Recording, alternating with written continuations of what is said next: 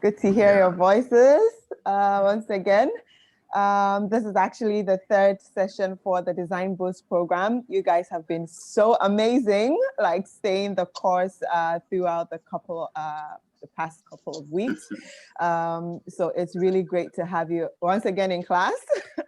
And today we are continuing with the training. This is to be exciting as usual. We have some interesting people for today who will be sharing really great insights with us. And also we are going to have a session on project management. It's one of the big issues for creatives in Africa, managing our project effectively and efficiently.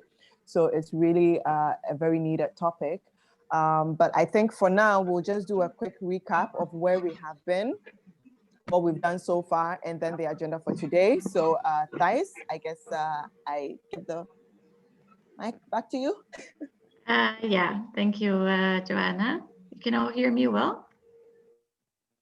Yeah.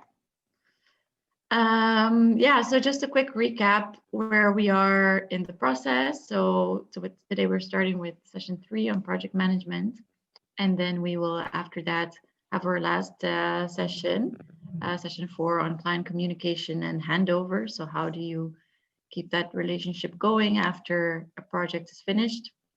And then we have the closing session, also kind of a celebration for this whole process, and which leads us, of course, in the future for the exchange program that will be coming up, that 10 designers will be selected to take part of this exchange program to the Netherlands. Yeah, and just a quick recap of what we have achieved so far, because I think these past few weeks have been really engaging and interesting for all of us. I think we've all been very pleasantly surprised with the level of excitement and commitment you've put in this training so far. So thank you so much for all your energy. And so far, well, the clients have developed their project briefs, designers developed their pitches. We've done a matchmaking process with designers and clients, so with voting of which designers wanted to work with each project and which clients also saw potential on some designers. And after that, we made designer teams for every project. And since then, you've been working on a quote and a proposal for this project, and you've been aligning and sharing questions and being in connection with the clients. And by today, there should be an agreement with your client on what your proposal and what are you going to be designing. So please, also for the ones who haven't done that yet, please place your quote and proposal in a folder called Final within your team folders in Google Drive. Yeah, so for today, the agenda is, well, we are starting with this welcome and the agenda. Then we're moving into an inspiration talk with Tosh Juma from IDEO. And then we have a webinar on project management with Della Kumahor. Then we have a break. We will have case presentations with Anna, Filippi, Joanna Hendricks, Janneke Hendricks, and also Della will also be taking part of this case presentation. And then we will have a work session on project management with Della again. And then we will be closing the session for today. And again, just a quick recap on the rules of engagement. Just make sure that you rewrite your name in your login, so you can just click rename so we know who's here. If possible, turn on your camera, especially in the work sessions when you're working with your team. Mute your microphone when you're not speaking. Share questions, feedback in the chat. Also, the work session today, we will be working in teams again, so make sure to contribute. It's okay to take a break. You can communicate that in the chat. If you need any support, you can send a private message to Butterfly. And for data support, I think we've been all covering, but if you haven't received or if there's any troubles with that, just let us know. Yeah, and that's it. I'll be moving the microphone back to Joanna. Thank you. Thank you, Thais. Yeah, so like Thais rightly said, kindly keep the rules of engagement and also the house rules in check. So kindly mute your mics if you're not speaking. And if you have any questions as Tosh is speaking, please write that in the chat, or you can raise your hand after his presentation.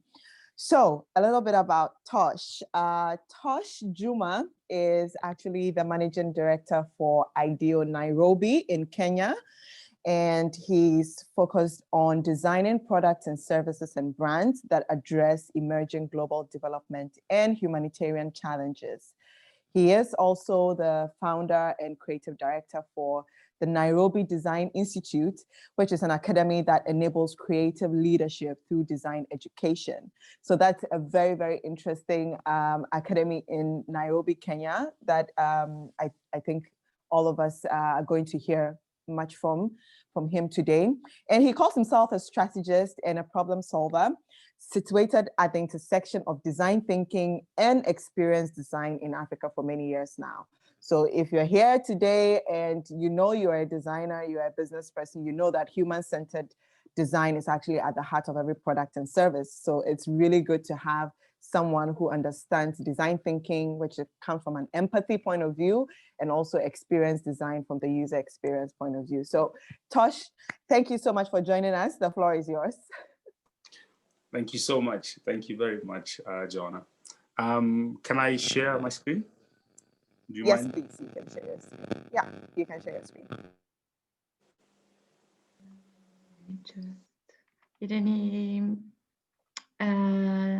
He has access to share his screen, right? Yeah, okay.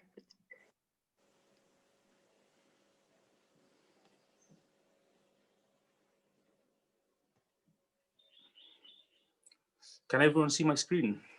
Awesome. Yes. Cool. Yeah, thanks, Joanna. It's always funny listening to someone introduce you when you can't see them. So now I can see you, but earlier I couldn't see you. But thanks for that introduction. Today I wanted to focus the conversation around this concept of unlocking abundance. What does it look like sort of to build cohesion and foster deep collaboration? And I have a bit of a longer deck, so I will cut it short later if it's running a little too long. But as a way of introduction, my name is Tosh, and like Joanna said, I work at the intersection of design thinking and experience design in Africa. And I've been working with brands and organizations across the continent for the last 10 years now. But my journey as a designer goes back way before that. So I think about 14, 15 years ago. And it started with a design school.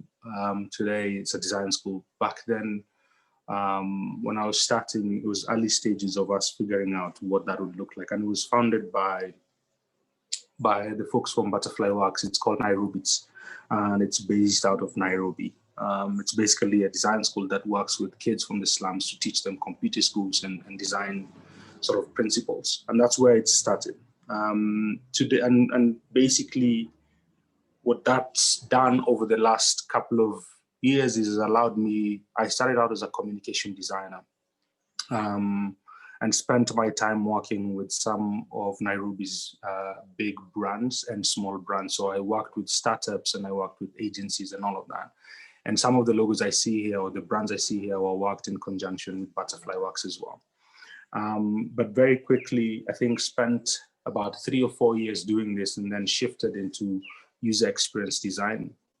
And I worked, I started a studio in Nairobi that was focused on basically building an understanding of what users' needs are. But very early on, so this is when before UX, UI design became like a big thing. A few years later, I shifted to sort of this concept that I work on today called human-centered design. And I worked with folks, a company called Albert Design, but I also did a lot of work on my own as a freelance designer. And this was really the point where I struggled a bit with working as an individual, because this kind of work requires a bigger team. And so I started thinking about who would be best placed for us to hire at that time. And there were very few, human-centered designers in the region here. I think I'm talking about East Africa. And I've come to see, I spoke quite a bit in Lagos and in Abidjan, and trying to figure out the kind of designers that were existing there. And this really inspired me to start what today is called the Nairobi Design Institute. And basically for NDI, the focus has been, how do we design more thoughtfully about, solutions today that affect the future of Africa? So I kept asking myself, 10 years from now, what are we going to look back and say design had a big contribution to development in the continent? And it inspired us to start the design school. And today we have a number of modules. We kick off, NDI with a crazy set of artists who come in to really teach the basics of design. We get into communication design and what it means for this region, but then also get into user experience design as well. This is the third year. We've done 2 cohorts in 3 years, and we took a break this year because of COVID, but we are hoping to reopen again in January. And it's always been a lot of refinement, because we're using design to design a school. So like the design process of understanding what our users want, and this in this case are students, and the trainers and the stakeholders involved. And it's been amazing. And then last year, a year and a half ago now, 2 years now, I joined IDEO as the managing director for our Nairobi presence. And it's been a fantastic journey looking at the projects we've been working on to date. And basically thinking about companies like IDEO coming to the region, it basically solidifies the need for design in Africa, but also what we have been building over the last 2 years has been trying to think about how do we build a strong cohort of African designers to really be at the forefront of designing products and services for the region. And so I have a team that today, because of COVID, my team is spread out. A lot of people are back home. So I have my colleague Linda in Accra today, and I have Chesley in Mauritius. I have someone in Nigeria as well. And a lot of our team is based out in Nairobi. And I wanted to share an example of something that drove me to sort of think about a case for design in Africa. And a few years ago, I got a project that was led by one of our partners that was thinking about reinventing the toilet. And this toilet was designed, I think, somewhere in the States, with the idea that in one single sitting, whatever waste that human produces can be converted into different byproducts that can be reused again. So if you think about energy, you think about water, whether it's drinking water or not. And I think some of you must have seen some of this. And our mandate was to really think about how this particular model could be used in different contexts. We started thinking about, the different slum areas in Nairobi. So our research took us to Makoko in Nigeria and in Kibera in Kenya to really deeply understand how we could really rethink these toilets and be able to convert a lot of folks in these particular areas. And I think one thing that was very clear for us when we were doing research, this is a mix of pictures of us doing research in Makoko and in Lagos, Nigeria, but also in Nairobi and Kibera. And there was a number of things that were really concerning for us. One, even though it was a development project, it was really difficult to bring such a concept to such slums or such communities just because it was solving a particular need. They were still human. And so there's the kind of challenges we were hearing. One, issues around space, issues around, because one of the models was how can we build some of these components of these toilets in nearby in these areas. And so issues around the features of the components of these toilets being built. I think the biggest lesson for me in this was we went back to a model that was thought out even before. A lot of people, if you think about how we collect waste in these areas, we always capture it, store it, transport it, and then send it to a treatment plant and then reuse it, which is something that if the design teams had really taken some time to think about what would be the best way to approach a project and work with users from these areas, they would have spent less in developing these models before it was actually launched. The biggest lesson for me on this is just the simple statement that Africa cannot afford the contextualized design anymore. The stakes are simply too high. And I think for me, it's about how do you build from a needs perspective rather than from a want perspective. A needs perspective are really built from really deeply understanding what users want or what users need. I think today's conversation was built around managing projects, and I wanted to focus it a little bit on managing design projects. I've worked before as a freelancer. When I started, I've worked in small agencies, I've worked in bigger agencies, and I've worked, again, like John was saying, at the intersection of design strategy and user experience. And today I find myself really at the table where a lot of decisions are being made when it comes to funding priorities for projects, when it comes to project management for how we run projects. And my pick for the lessons that I've learned are going to feel mixed, because some of them will come from maybe working as a freelancer, because from my understanding, some of you are embarking on this journey as freelancers. Some of you might, want or are already working with different companies.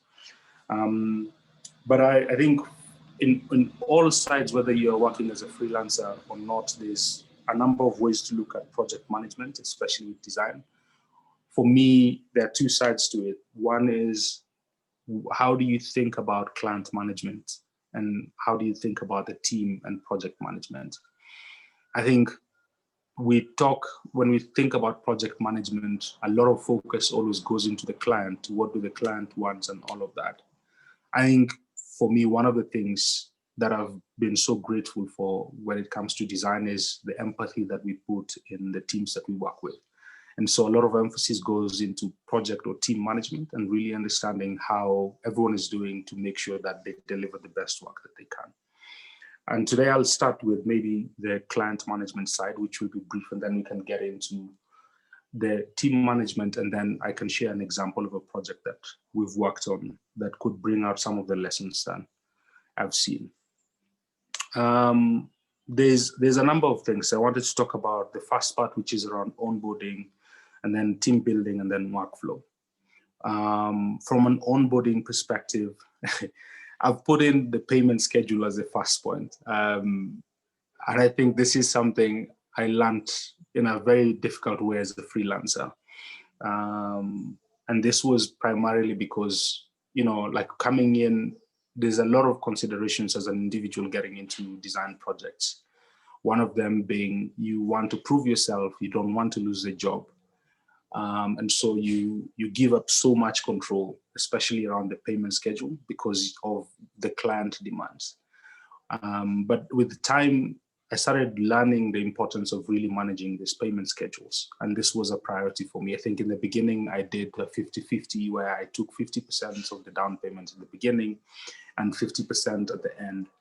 And I found myself struggling towards the end because regardless of whether you're working alone or with someone else, you'll always find that you'll need to make payments for different things.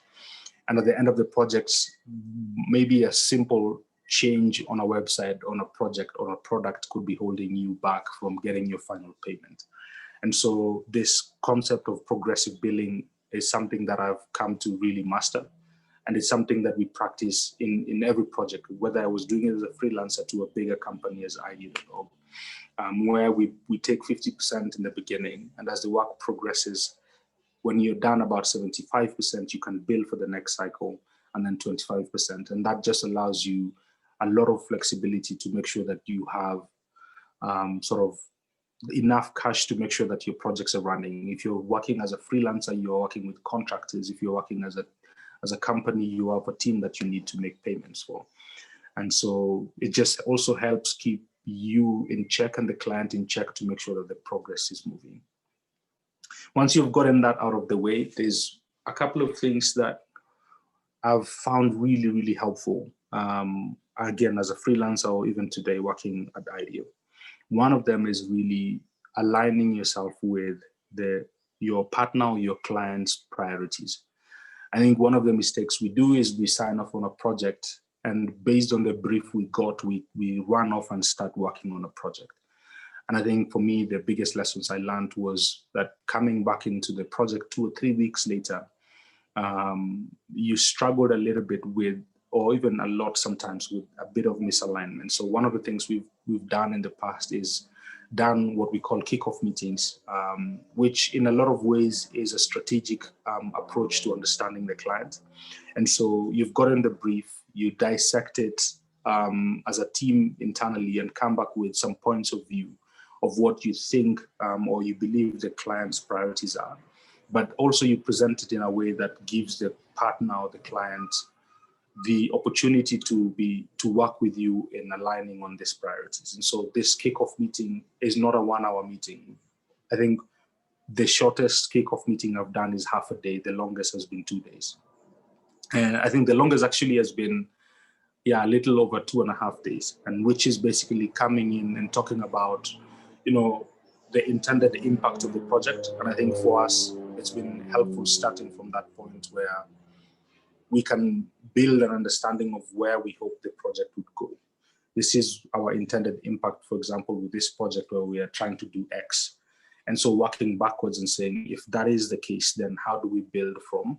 And so the project plan is almost built with the partners or the clients in the room. And so not only do they get to have a say on how time is split across the workflow, but also the team gets to understand what is a priority for the partners and how do you become flexible around that. And then we have a second session about a week and a half later. We do a brief review of now where we come in and we present back to the client our understanding. And so there's always phases in a project where you start with prioritization and planning from your end, where you're really aligning with the clients to make sure that you're setting the goals right. And so after the kickoff meeting, the brief review is coming back and saying, this is an overall, overview of our agreements. And this could be one, the team that's getting to be working on this project, the timelines that we have been scoping out, sort of the phases of the project. You always have a standard set of timelines where we say we'll do the observation, the learning, the experience, and the ideation and all of that, but now putting really specific timelines to it and coming back and presenting it to the partners, and then really signing off on this work so that there's no room for any misunderstanding that we said we'd do this at a particular area, but also for them to really feel like they understand the process. The thing about design is we in our world, it makes so much sense, but to our partners or clients, it's a lot of jargon. And so really bringing them into the process of understanding what is it that we're talking about. And then the final one is really thinking about the stakeholder mapping and really trying to understand who from your partners need what kind of attention, right? So if you think about your stakeholders in your partner kind of management, you have the CEO, you have the CFO, but you also have the finance person. You also have X number of people who play critical roles across the project that might hinder you from actually finishing your project. And so really mapping them out and understanding whether they're internal stakeholders or external stakeholders that work with your clients. How do you make sure that one, who needs to be kept satisfied? Who do you need to manage closely? And that's around thinking about influence and interest. And you can read a little bit about this, but this is something we've made standard practice for us to really build an understanding of how we manage our stakeholders overall. The second part about this is, as you think about between the kickoff meeting and the brief review, we do team assignment where we have to think about who's going to be best placed to execute the project. We always, I think this is one mistake that I did as a freelancer. I've done over the last couple of years learning design. I think it's playing the creative director, the project manager, and still being the design team. I think as a freelancer, you kind of have to do all of this, but you also have to understand that it's a really, really difficult task to try and get all of these things right. So I think the most difficult one is separating project management and creative direction. I think that's something that is always a confusion for a lot of freelancers or even design companies. And I think one, being able to manage the stakeholders and the partners or the clients, and also really think about being the liaison between the client and the team. But also just having someone who's away from the design team really think about the deadlines and the tasks that are needed for this. And that's something that you definitely need a project manager for. If you can't do it yourself, then you have to really find separate moments where you actually dedicate that time to manage the project. So if you have a project, like in your weekly, timelines or milestones, you have to think about when is it that I'm going to spend time doing project management for this. The role of a creative director is as critical as a project manager, separate where there's one person who helps you oversee the creative direction or the vision of the project. If that's you again, you have to make sure that you are aligning as closely as possible with the client so that a lot of things don't fall out of scope. And then of course your design team. And I know some of you are going to be running all of these roles individually. I think really finding time to be able to intentionally separate these roles across the week is going to be really helpful. Days where you show up as a project manager and not waiting for the client to sort of ask you for specific things. So if that's on a Monday, on the Wednesday that you're saying, I'm dedicating this time in the morning to really just deal with project management issues, whether it's billing, whether it's timelines or all, and really being intentional about separating all of that. And then the workflow for me is where we start getting into a murky space of whether that's on client management or team management. This is something that I have learned to do overall when working with teams, where setting a deadline with the teams on when work needs to be done versus when my timeline as either the project lead or creative director or project manager, and when is the internal deadline for us to really look at things, and then also separating that time with the client expectation. And this is something that a lot of people talk about, but very few people actually intentionally work on. And it really helps in stretching out how you look at projects overall. Another practice that has been really helpful for us has been breaking projects into tasks and milestones. And this is where you absolutely have to think about the different tasks that go into the project. And so each week is a different milestone for the project, but each week comes with different days, and different days have different hours for different designers. So how do you make sure that you're dividing and conquering? Most of the time, your project team or your creative team will be taking instructions from whoever is leading the project. So being very clear about how you're dividing your time.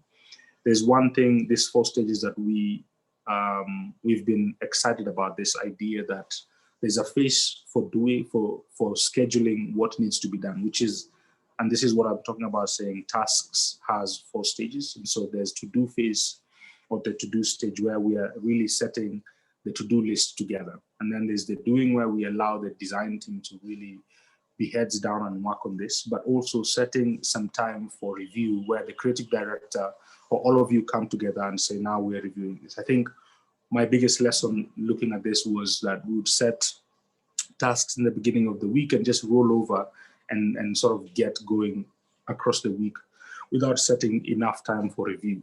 And so being really intentional about those 4 phases is going to be super helpful for you. Before I get into the team and management side, I don't know if there's any questions so far, whether they're on the chat or if anyone has a question.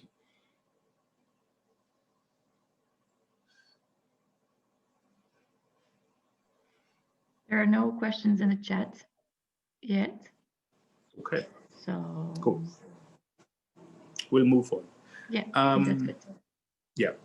So I think on the client management side, you'll see a number of things still flowing through on the team or project management side. And so one of the things that when we think about the team management,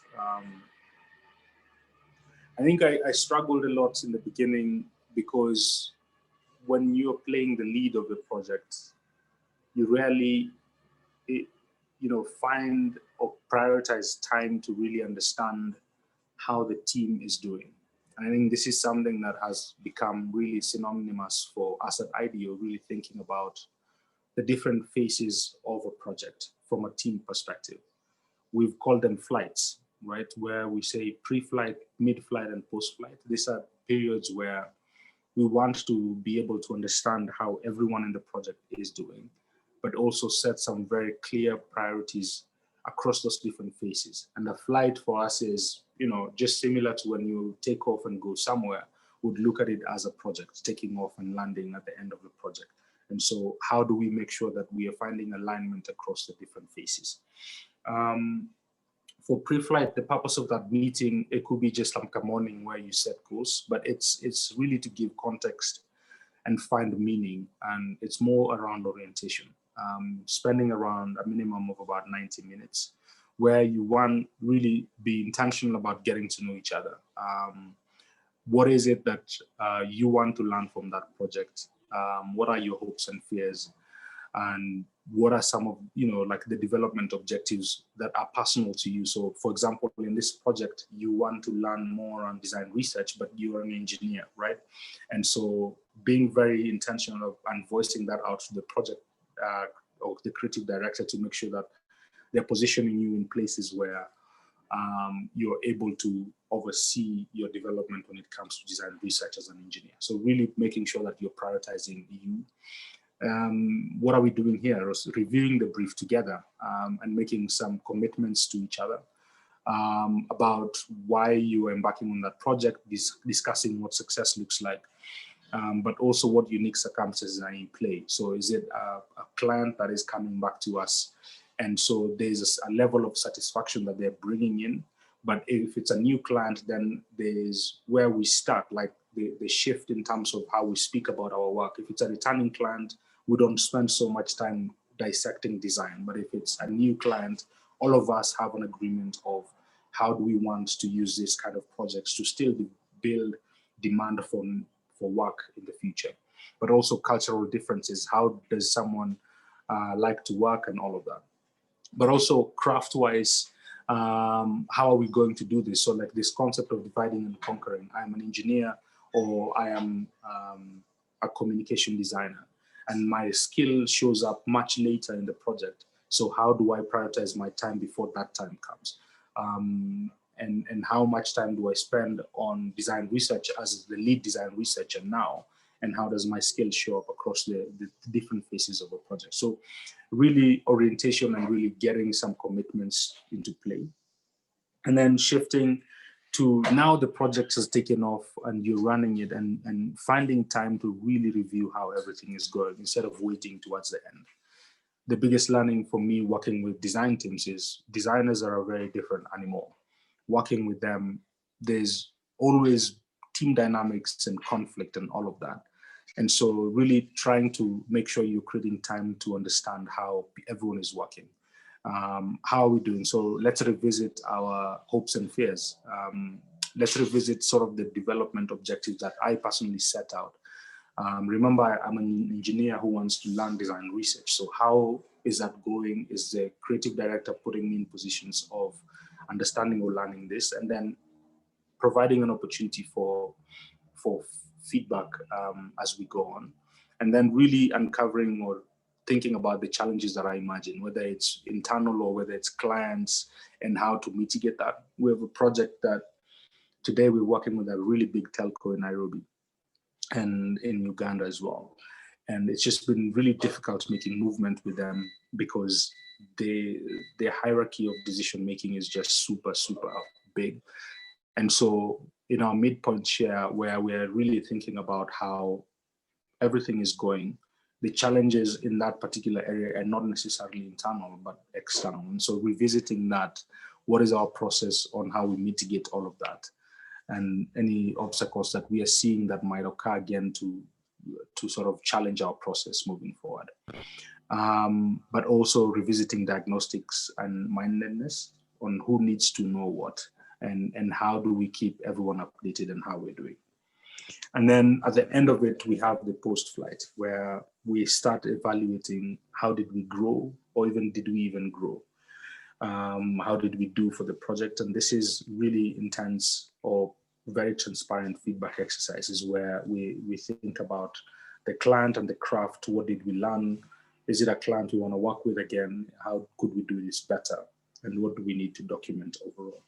And so this different flights, super helpful whenever you are starting a project to really set the stage and make, I love saying make commitments to each other, because as a team, then you start really prioritizing how you spend your time, but also how you manage the clients and how you work on the project. And I think that's something that's been super valuable for us. All of you have seen this graphic somewhere.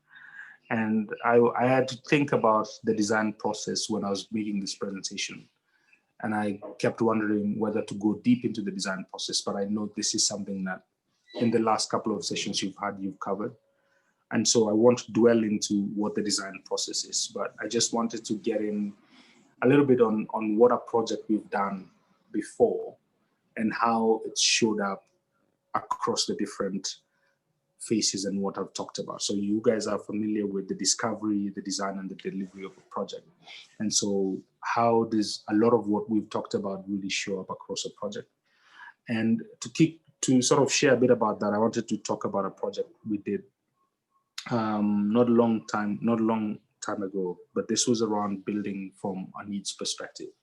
We're working with smallholder farmers to think about their financial needs and how that informs the necessity for school fee loans overall.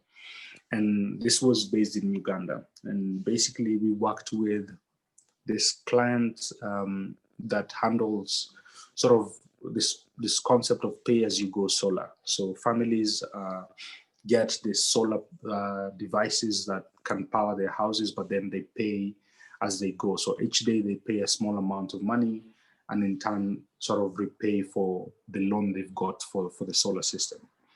Why this was important for this client? Because there's already built behavior around credit that smallholder farmers in Uganda, in rural Uganda, have already been familiar with. So how do you build from that kind of behavior to understand how to prioritize school fee loans? And we spent a week. So this was, I don't know whether this was a freelance project or a big agency, but basically the difference in this was I wanted to work very closely with a startup. And so I used to work with a company called Dalberg, but then I situated myself in a startup fully. And so it was one person. I hired two local designers in Uganda, but also worked very heavily with a client in Uganda. But basically we spent a week on alignment. One of the things I will keep saying about this project is I loved how involved the clients were.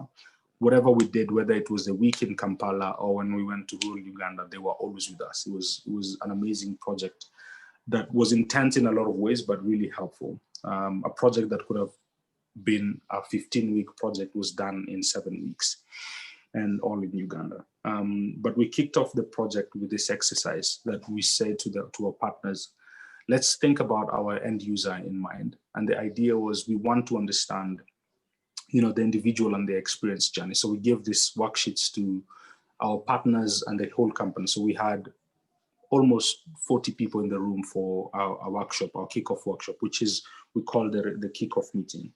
And we asked them to sketch out in different groups who they thought their customer were. And basically what we had back from them was so similar. They talked about this women aged between 30 and 45. They were smallholder farmers and they were the family breadwinner. They had more than 5 children in school and had a basic use of phone and technology. The literacy levels were super low. this is looking ahead of the project later on. This was not what we found out to be true in the market as we did research. And I think a lesson for us thinking about this with our partners or the clients was just how disconnected they were, because they were relying heavily on the customer care number. They used to have a lot of their customers call in and talk about, what their challenges are, but they never used to meet their users or their customers. And so the disconnect between who they were serving was very visible in the first day. We then got into thinking about an ecosystem exercise where we really helped them think about whoever they're defining as their user, who is sitting around them, and what are some of the important roles that exist within the communities that we're trying to serve. And again, each group came up with this crazy ecosystem worksheet that was really challenged when we went back to the field to these communities, which was interesting because even our partners were there, and we always made sure we were revisiting what we were learning with what we were designing in the first week. So in that first week, a big part of that was really just building an understanding from the client side on what they really valued. So their priorities, where they want to put their efforts. They said this project was about, we already provide solar to these clients, but we want a way for them to remain loyal to us in terms of what our approaches are, but also becoming more closer to us as customers. And so we spent a few weeks in rural Uganda, and I'll skip a number of slides as we go. But basically what we did with each of them is spend about 2 hours with each 2 to 3 hours with each family to just understand the patterns of their daily life. So what is it that they're working on? What is it that's important for them? But also where are they failing and feel like they need a lot of support? And one thing that was very clear for us was just how much they were struggling to pay school fees for their kids. And I'm just going to skip a few of this because of time. But basically, Tosh, we have just about 5 minutes also for questions. So if yeah. So basically, a number of things showed up. Basically, one of them was, how do we think about the loan size for them? How do we think about the education needs beyond school fees? How do we think about flexibility around loan repayments? And how do we think about helping them get out of sort of this credit cycle that they were on? And so went into really prioritizing what that looked like in terms of innovation opportunities. So introducing things like digital credit and helping families stay ahead. The rest of the slides basically look at what we did and what the outcomes were.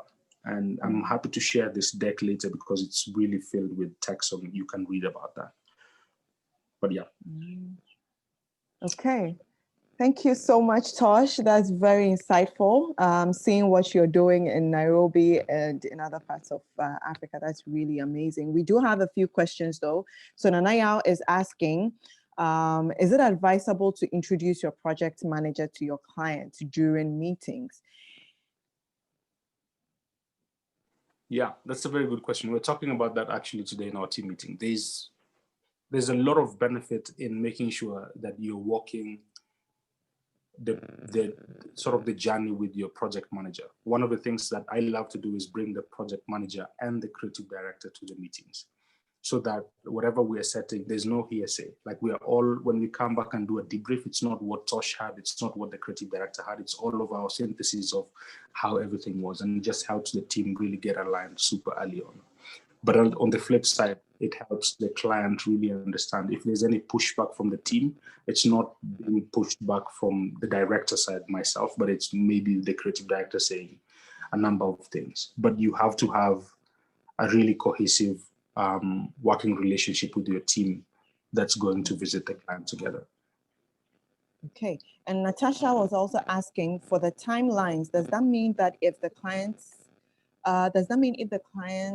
expect the project to end in 2 months, you give yourself 1.5 months and give the team a month to complete? I think she was asking when you put up the timelines where you showcase like the time differences as to when the client expects results, and then you giving yourself as a project manager a deadline and also the team as a deadline.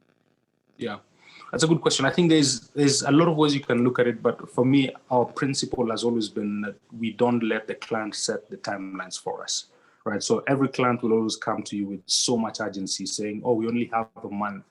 And if you don't take the project a month later, they'll come back to you and say, oh, let's work on this together. So what we've tried to do is present the best case scenario to the partner or the client, saying this project is going to take us 15 weeks or 3 months. And from that, then on, we work on the timelines according to what works for us. If it's too urgent and it's feeling short for the client, then we've said no to projects. I think starting out as a freelancer, it's really difficult to do that because you want to get as much business as possible. But I think one principle to have in mind is that you will lose more business doing that because you will be unable to deliver that kind of work. And so I think that's why project planning with the client is really helpful so that they understand the process. If you're telling them 3 months, each week is divided with how much is going into something. If they're telling you, let's reduce it to 2 months, you're telling them we'll compromise on research, we'll compromise on this. And so the project delivery will be weak and all of that. So they get to have an understanding. And so we don't necessarily leave the timelines to the clients. They can tell us a period, but we come up with a plan for how long it will take. Okay, Selom, you have a raised hand. Kindly unmute yourself and speak. We have only one more question, please. Selom, can you hear me? Kindly unmute yourself and speak.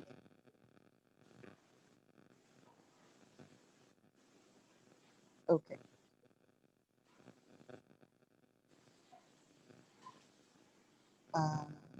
All right. I'm not sure if he can hear me or we cannot hear you, Selom. I don't know if you're speaking. Selom, you are on mute. Can you unmute yourself? Okay. All right. I guess we just go ahead. Thank you so much, Tosh. That was very insightful. One thing I really like what you said about is I think also for young entrepreneurs, young creative entrepreneurs who are always looking out for a lot of jobs, I think it's quite difficult to say no.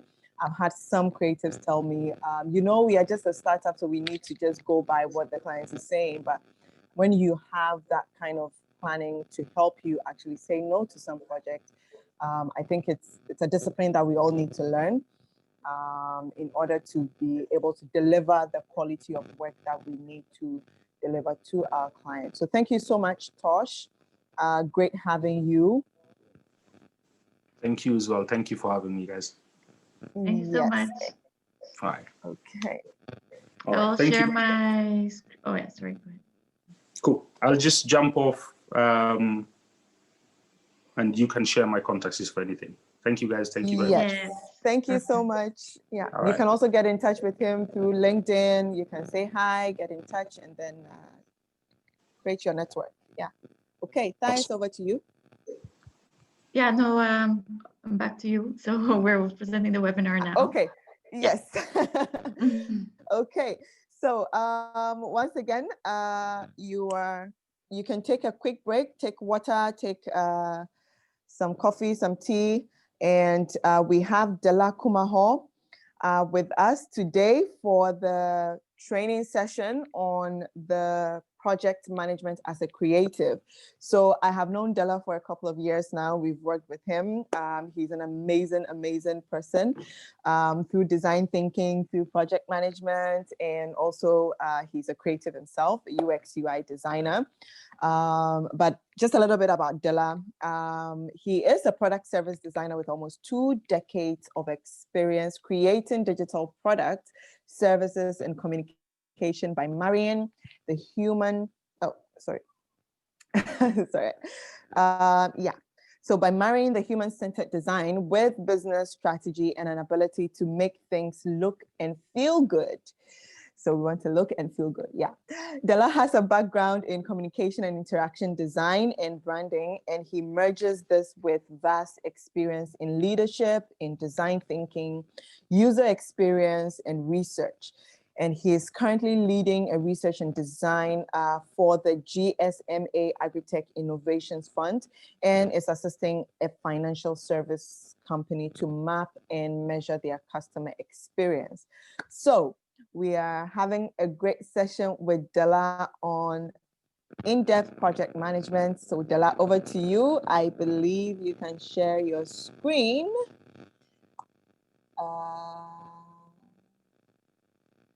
Yeah, firstly, maybe you just want to share with us what design is for you. Indeed. Hi, everybody. Thank you, Joanna, for that very, very kind introduction.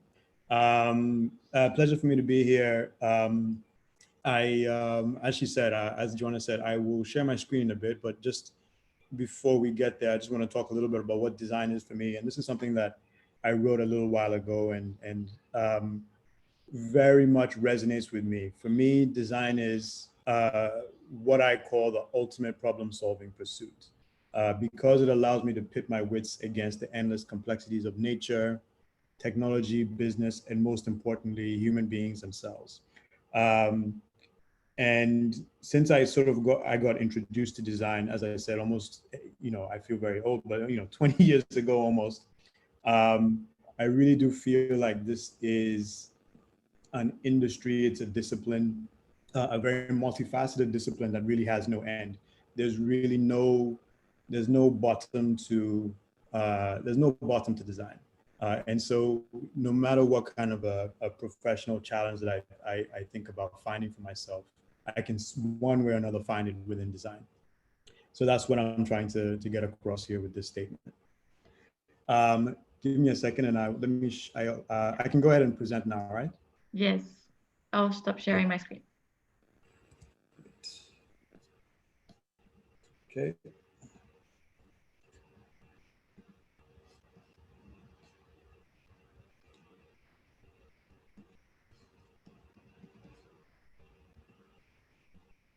Let me know when you can see it. Yes, we can see it. Very great. All right. So this presentation is going to be, as we've already covered, on design project management. And it's a bit of an experimental presentation because it's not a formal presentation on project management. I've taken more of a,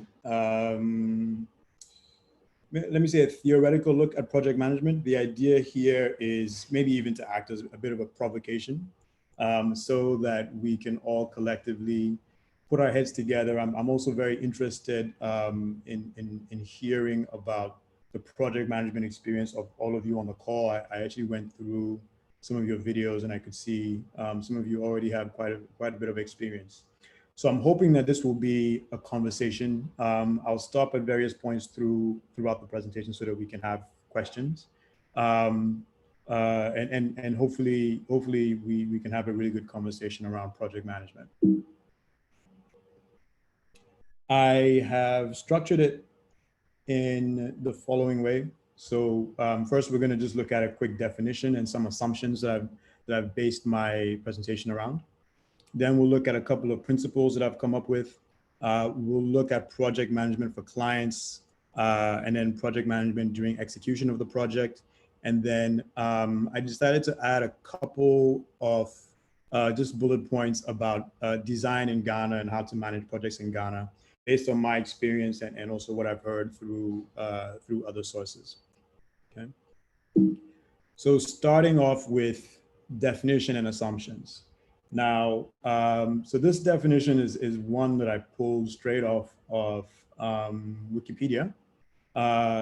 And I think what's important here is really just the key words are important, and I've highlighted them here. So project management is about leading. The project manager in one way or another is at the forefront of the project, so they are the one leading.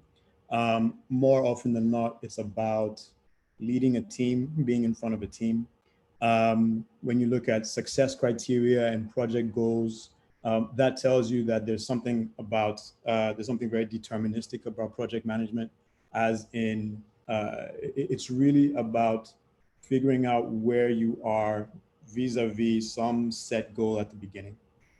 And when you look at keywords like specified time and constraints, you know that it's about managing scarcity, right? So managing scarcity of time and managing scarcity of people.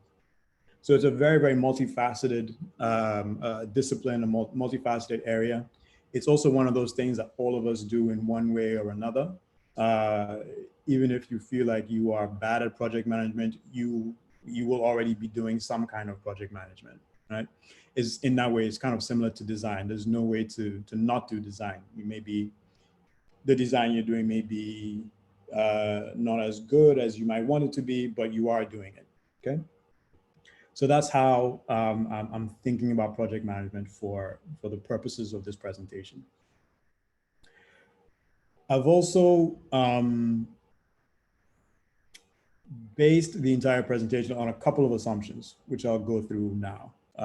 And the assumption number one is that good design requires less project management, whereas bad design requires more project management. And I'm interested to hear if there are dissenting voices in the room about whether or not this might be true or not. So if you do disagree, feel free to put your comments into the chat box.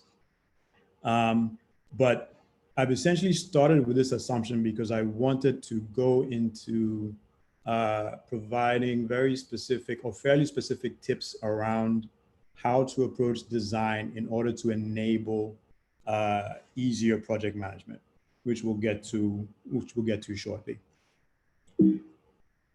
The second assumption that I've made is that design project management is varied and learned through experience. As you've just seen through Tosh's really wonderful presentation that he just made, the kind of project management that he does might be quite different from the kind of project management that you do, also depending on what area of design you're working in.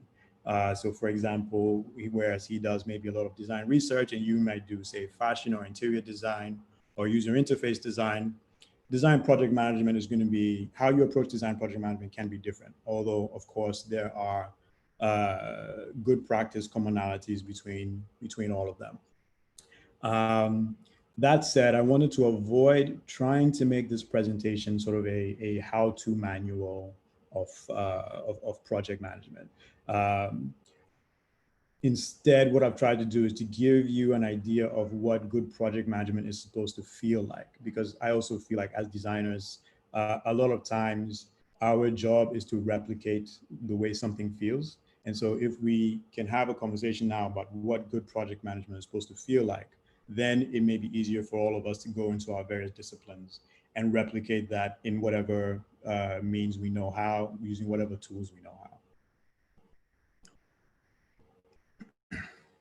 And moving on to principles. So, so here's where we really start to talk about what project management is supposed to feel like. And I wanted to start by talking about human emotion. Obviously, as designers, we're always designing for people, and our job in one way or another is to satisfy people and to satisfy human behavior, human emotions. But when it comes to project management, we don't always think about how people feel. Project management is typically, or I should say stereotypically, associated with things like timelines, deadlines, and the like.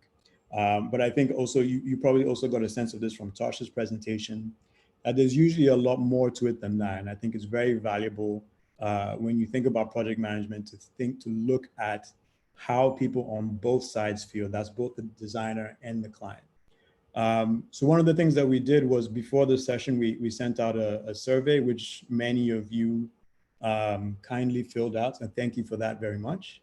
And some of the responses that we got back from the survey are listed on the screen. So things like, these are things that are worrying people, things that people are scared about, right?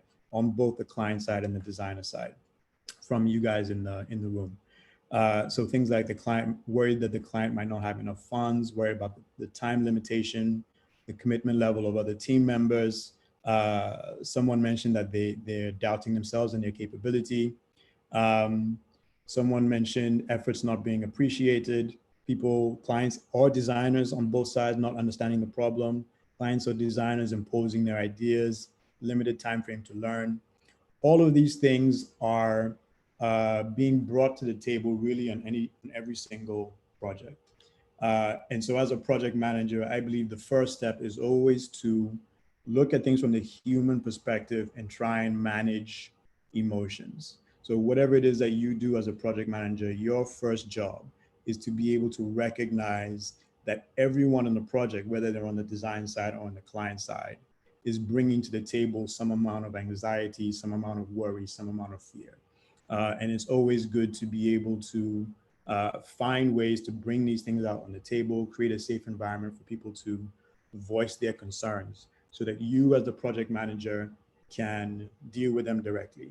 Otherwise, it becomes very easy for some of these negative emotions to negatively affect the project down the road. And as we know, negative emotions always trump positive emotions, as in people worry a lot more than they're happy. Okay. And then the second principle, which comes into almost any conversation that you've ever seen about project management, is the project management triangle. And the basic principle here is that given these three variables, the amount of time the project is supposed to take, the cost or resources that is supposed to take, and the scope and quality of the project, you cannot change any two of these without changing the third. So if you want something to take less time, you either need to sacrifice quality or you need to pay more, and so on and so forth. And so this is a very, very basic project management principle, but I think sometimes it's, especially starting out in project management, it's not fully appreciated because sometimes, or rather I can say maybe even a lot of times, what happens is the scope of the project increases, but then you're expected to do it in the same amount of time for the same amount of money, which is unfair. I found this quote from a designer by the name of Horst Gifford, which kind of speaks to this issue. So he mentions that he met with a potential client saying that they wanted work that was fast, good, and cheap. And if the work was fast, good, and cheap enough, the reward would be the offer of more work that's fast, good, and cheap.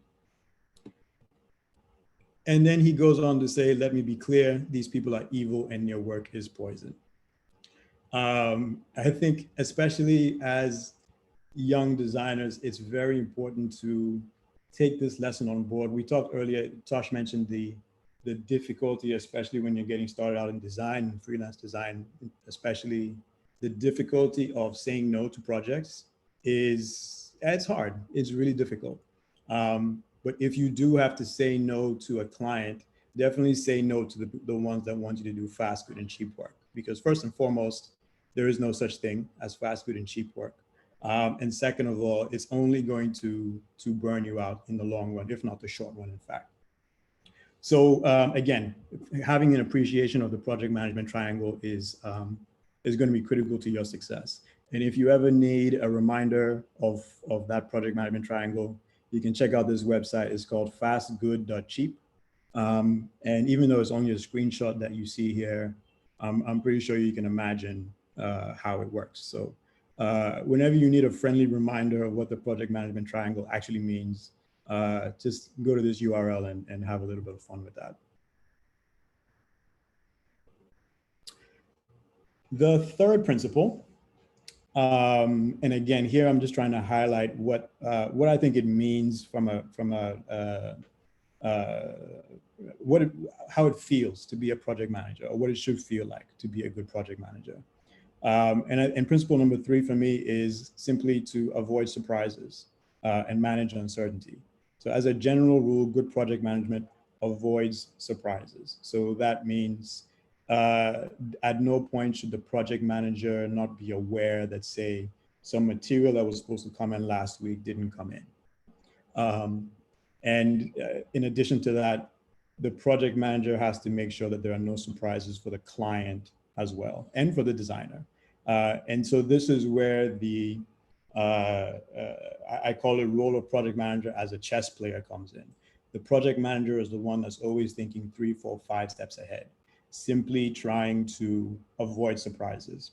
To be honest, I think if you think about project management as a role, if you think about the project manager as the role for just avoiding surprises on a project, I think you wouldn't be too far off from the official definition of what a project manager is. If you said that the project manager is simply the one who makes sure that surprises don't happen, I think you'd be pretty accurate in terms of defining project management.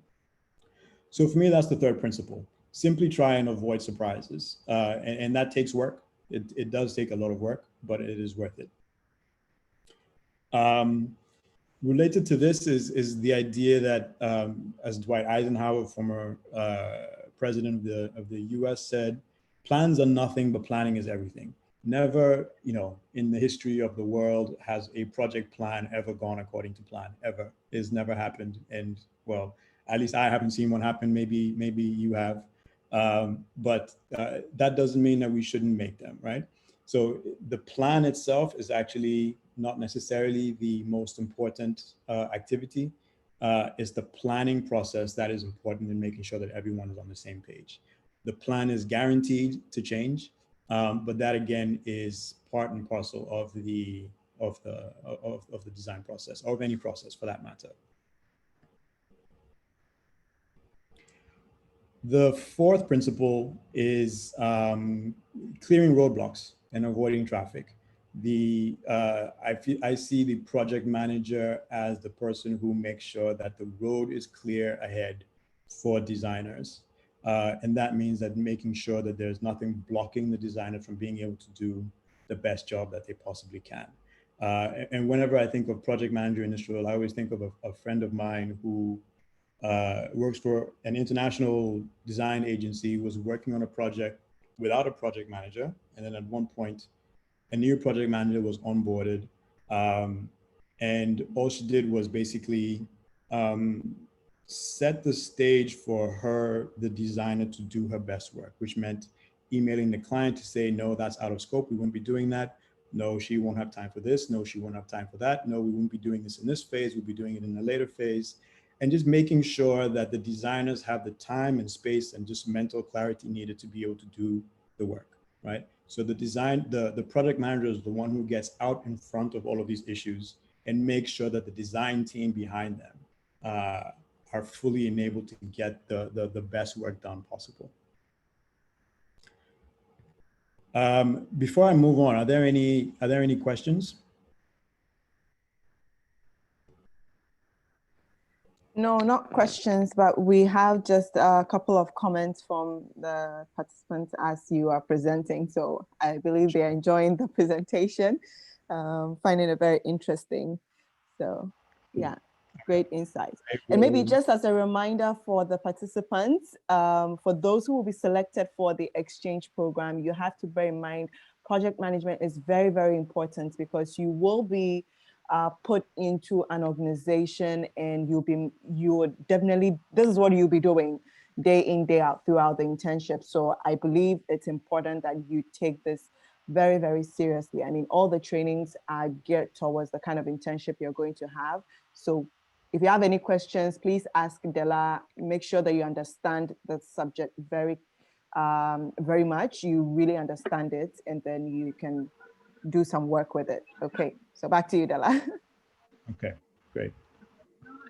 All right. So I'll move on to the next section, which is for clients.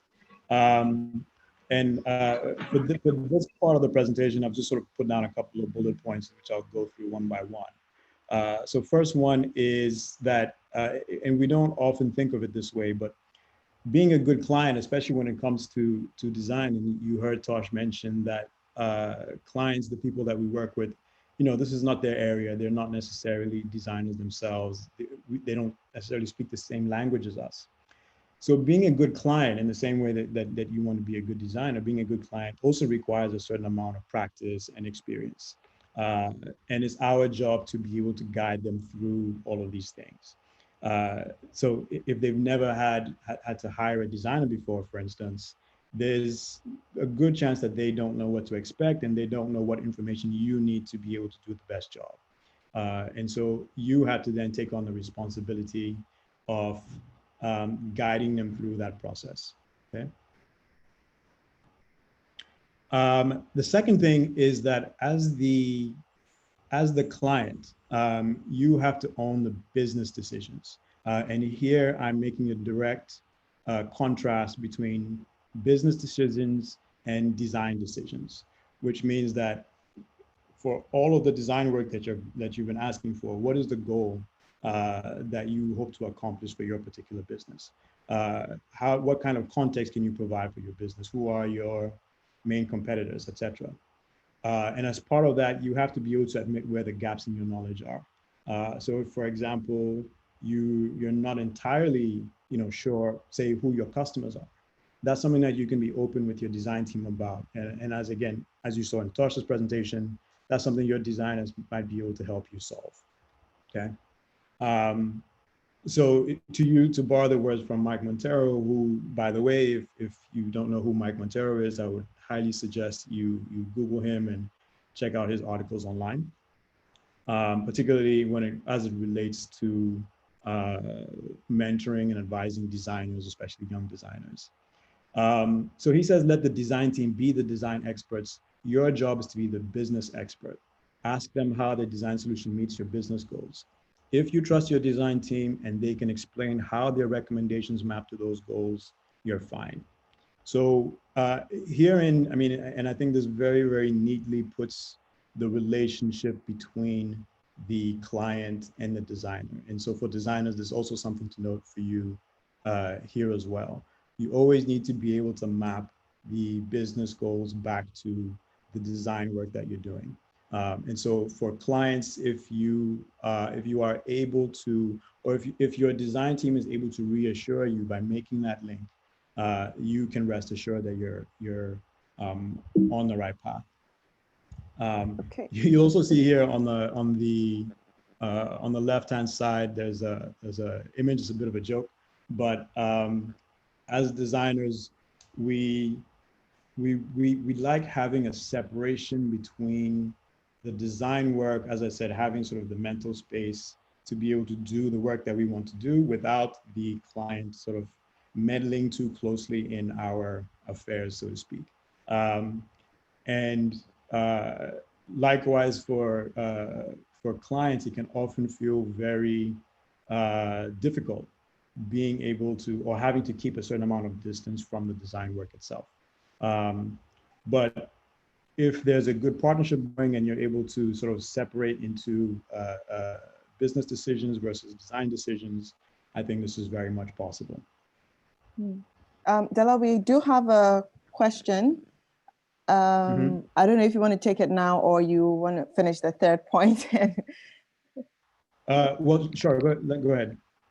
Okay, so there's a question from Vule. She's asking, in the event where the designer works in an institution that does not have a project manager, how can all these be practiced? And what will be the best practice if the designer is not a key decision maker? And there's also Selom on the chat, so yeah.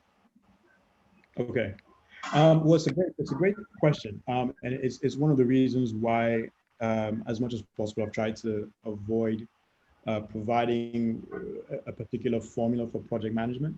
So if you are, say, the only designer in the entire organization, which is a scenario that I've been in myself, and you do not have a project manager to do all of things for you, then you have to do it yourself, quite simply. But you have to do it in a way that makes sense, and you have to be disciplined about it. In a sense, you have to have different mindsets. On the one hand, you have to be disciplined about putting your design mind aside, for instance, to be able to put the structures around the project. So that's defining the brief, making sure that you understand what the business goals are, maintaining and establishing the relationship with the client, doing all of those things before you then come and sort of put your design head back on to be able to then on the project. It's tough, but it requires a certain amount of discipline, and there's no, I think, sort of easy way around that, right? So the simple answer to your question is you simply have to wear multiple hats. Okay. Sorry, you said there was another question as well? Yeah, Salom, kindly Yes. speak. Yeah. Okay, so my name is Salom, and I work as a set designer and a production designer for theaters and TV commercials. Now, over the years, what I realized is the clients comes on set, and then they are making changes that have already been discussed. They're making new changes, and the production manager is just there, and everybody is looking at me as the designer to make it happen. Usually, I am quiet. I try my best to go around the situation, but how do I deal with such a situation? Because now everybody looks at me like, oh, it's the designer who is not competent. When actually what was planned is now being changed. So how do you do with the client on set and then the production management in this fix? Yeah. Well, so a couple of things. First of all, your project manager needs to step up, simple, and handle that relationship. And it also depends on how your organization is set up. And so maybe your production manager in your organization is not the one who typically plays that role. But that starts all the way back in onboarding the client, so that the client has the right expectations of what their role is when they come to the set and review, right? And next to that also is getting the client's feedback and approval in a timely fashion, right? Barring all of those things, the other thing that you can do is to, how do I put it?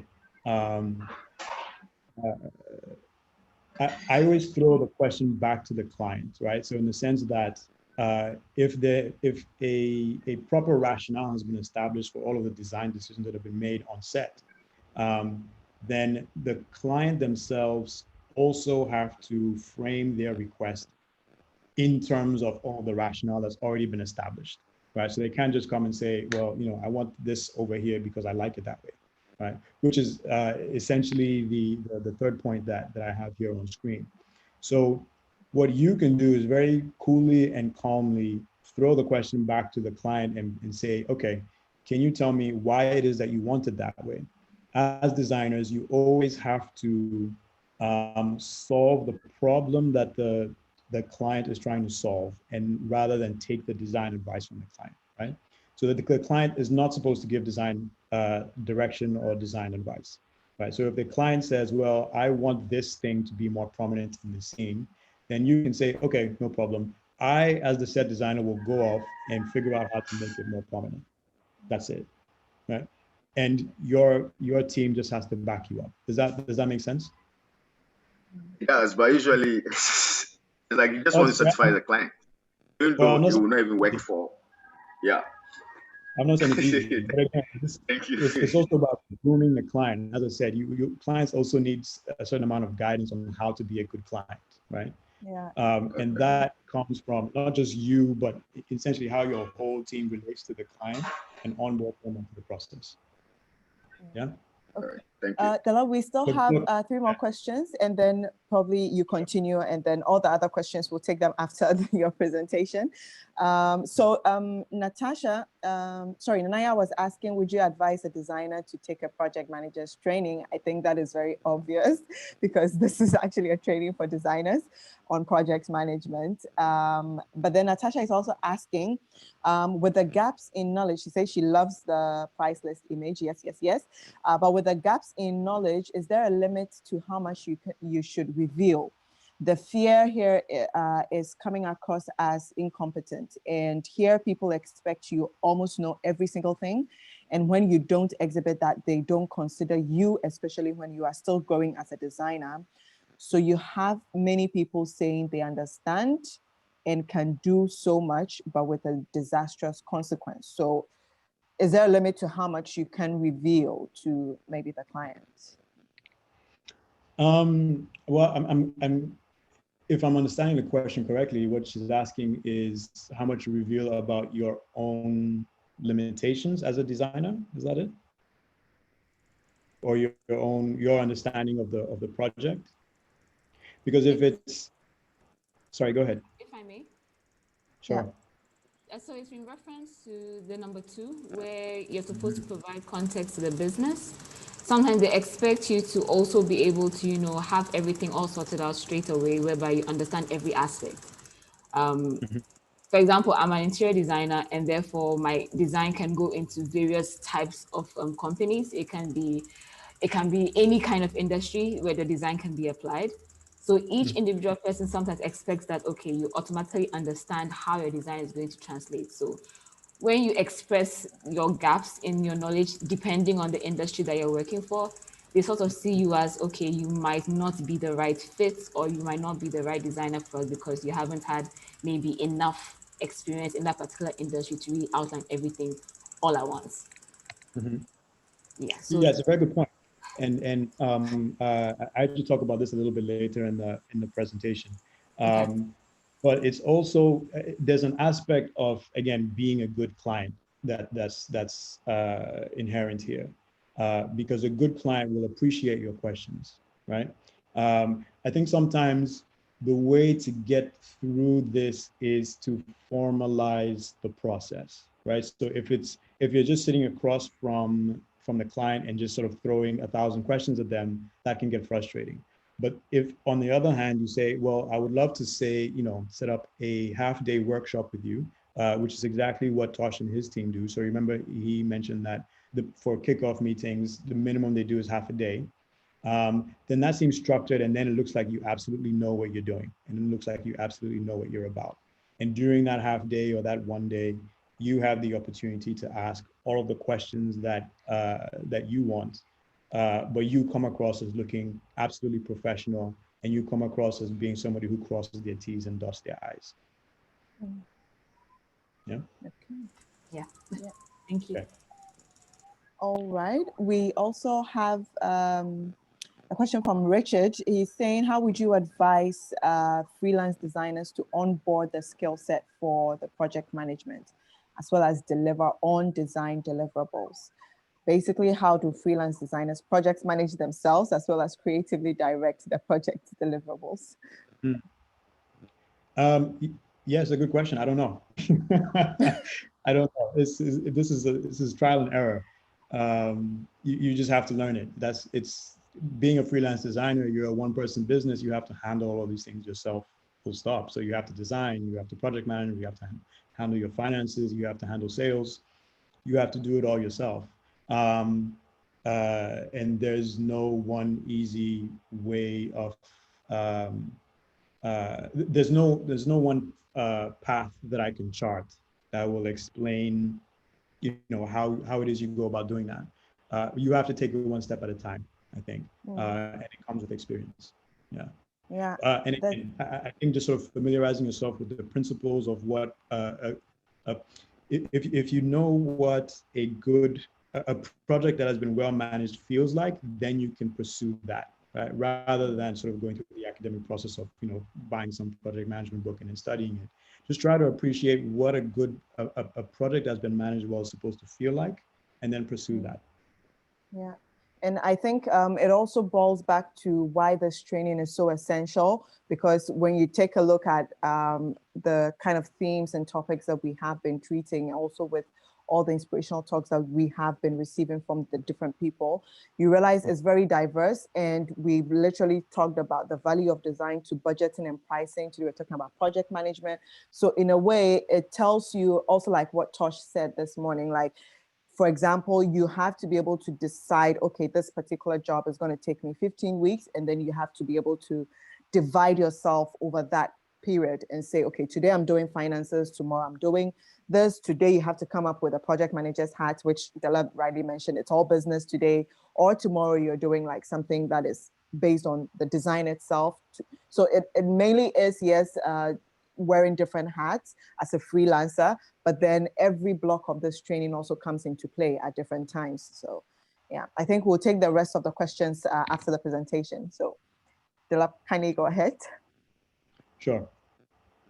Yeah, just to underline point number 3, trying to avoid subjective decisions as a client is hard. In fact, as a designer, it's hard.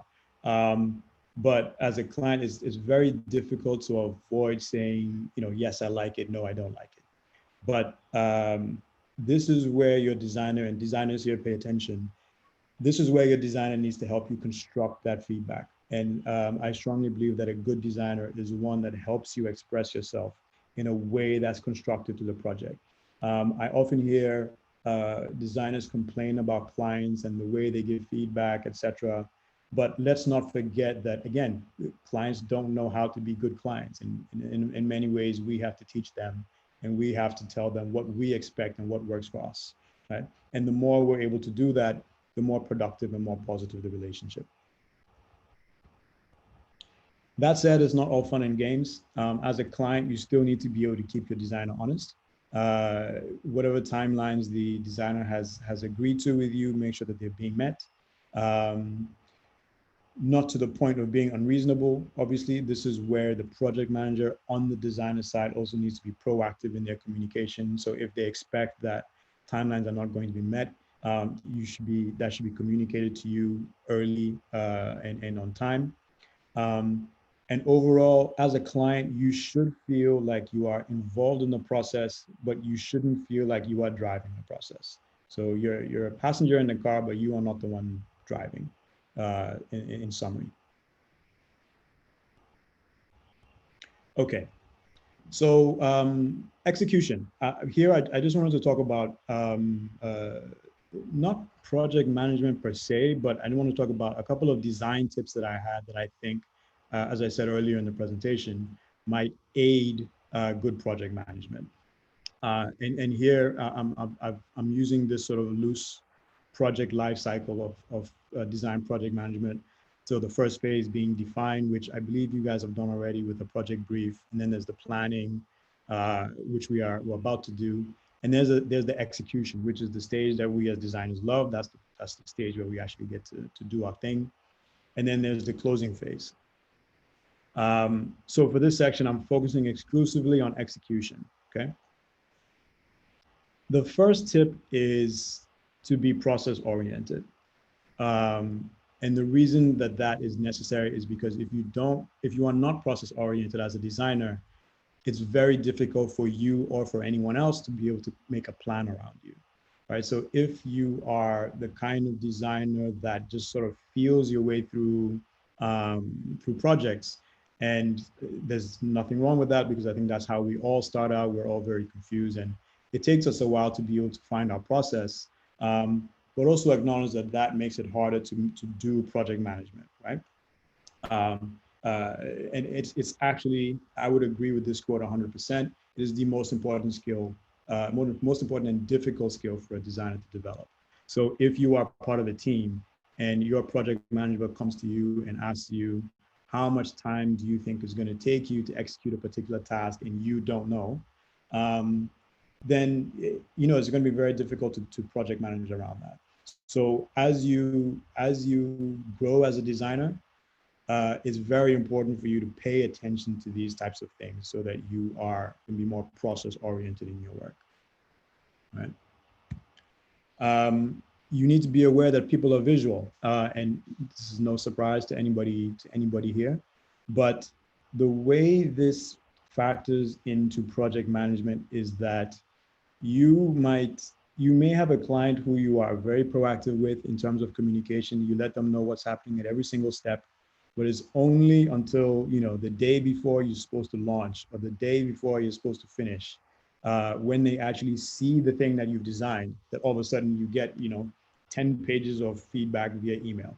And that's because people respond to visuals. So during the entire design process, where you're talking about things in theory, or you're putting up wireframes or style guides or whatever it is, those things are necessarily, they're not the same language that the clients speak. And so it's only when they see the final product that all of a sudden things start to click for them. And you have to be aware of that. And the only way I think around that is to make sure that you are prototyping early, and as much as possible, putting visuals in front of the client as early as possible, so that they can appreciate the work that you're doing in a way that is familiar and comfortable for them. Okay. The third point, which again, I think is one of the things that we have to learn the hard way as designers, is the need to embrace constraints. We definitely need to, constraints, obviously, we're talking about things like time, we're talking about things like the business goals, etc. All of these things need to be taken into consideration. And I really love this quote here by Charles Ames, who's a famous product, well, you know, multi-hyphenated designer, who makes a very distinction between compromises and constraints. A lot of times as designers, we tend to confuse the two, but actually constraints are your friend, whereas compromises not so much. And if we're able to train ourselves to accept constraints, but not necessarily compromises, that goes a long way towards being able to streamline the project management process. If everyone on the same team can understand that, okay, well, these are the constraints we're working within, and everyone can accept that easily, that makes for very good or much simpler project management. And lastly, this is, I think, I've left this for last because I think this is the most important point, even though some might find it a bit controversial. Don't allow responsibility or ownership of design decisions to shift to the client, right? So someone asked a question earlier about what happens when the client comes and starts wanting to make design changes. To the greatest extent possible, you have to make sure that the responsibility of design decisions stays with you. And that means, again, asking for the rationale behind the change request rather than simply acting on the change request. And I, for one, I'm not a fan of providing multiple options to the client. Although I think that there's a place for that, particularly if you work in fashion or interior design, for instance, where your goal is to satisfy the individual taste of the person that you're designing for. That's absolutely valid to be able to provide multiple options. Otherwise, what you're doing is you're simply asking the client to make a design decision on your behalf, which is not always, which is usually not something that works out. Paul Rand is a famous graphic designer who designed the IBM logo, the Apple logo, etc. And this is what he said directly to Steve Jobs when Steve Jobs asked him if he would be giving Steve Jobs multiple options when he asked him to design the Apple logo. And in short, he said, no, I'm not going to give you multiple options. You have a problem, I will solve it for you, and that's it, full stop. This obviously, you know, and obviously we're talking about Paul Rand, who's one of the most celebrated designers of all time. But I think it's something to aspire to for the rest of us, to have the confidence in our process to be able to have just the one option and be able to explain the rationale behind that option. I'll run through this last section fairly quickly, and then hope so we can get to questions. These are things that, you know, and the things that I'm listed here are not necessarily specific to or unique to Ghana, but they are things that I think tend to come up more often than not. So one of the challenges that I've seen quite a bit is that there's little appreciation of the value for design. And so as designers, we have to go a lot further to be able to calculate and or communicate the return on investment of design. And there's a link here that to an article that I found recently that obviously you guys will get this deck later and you'll be able to check it out. Personally, I really like to communicate the value of design. I like to compare design to insurance. So if you're making an investment in something, you might buy insurance on it in order to make sure that if it fails, you don't lose your investment. Design is similar in the sense that it's the thing that you invest in to make sure that whatever you're investing in doesn't fail in the first place. And I think that sort of characterization of design tends to resonate with business people a lot more than you know, their current thinking of design of sort of this flimsy thing that is just about making things look nice. It's also, of course, design obviously goes beyond that. It's not just about protecting the value of something. It's also about increasing the value of something. And so being good about having this conversation is absolutely necessary, I think, when it comes to doing design in Ghana. people tend to climb from a position of authority, especially true if you're a younger designer yet to establish yourself. Someone mentioned the problem of asking lots of questions and then coming across as perhaps being a bit less experienced or immature as a designer is something that we have to deal with. I think is also part of the culture that people tend to, whoever you're dealing with in your client company, who is the boss, and is simply used to making decisions as a boss, saying, well, I want it this way, therefore it should be that way. That's something that you just have to be able to deal with. And one of the ways I've found that can help with this is making sure that they understand that if they want to make that design decision, then they take ownership if it doesn't work out. So if they want to have, say, the website in a certain color, or they want to have, the logo bigger or whatever it is that they want. If it doesn't work out because that decision is not supported by any rationale, then it's going to be their fault. And I think once you start to frame things to business people in that way, it tends to come home to them that maybe they should leave the design decisions to you. And lastly, an inability to specify design goals for design, which is linked to number one, so I'm not going to go into too much detail about it. But you as a designer, also just to make sure you're showing your value, be proactive about linking design to whatever organizational strategy that company may have. And here I've put a little summary of all of the points that I've just mentioned. We can come back to this if needed, but if you have any questions, please go ahead and ask.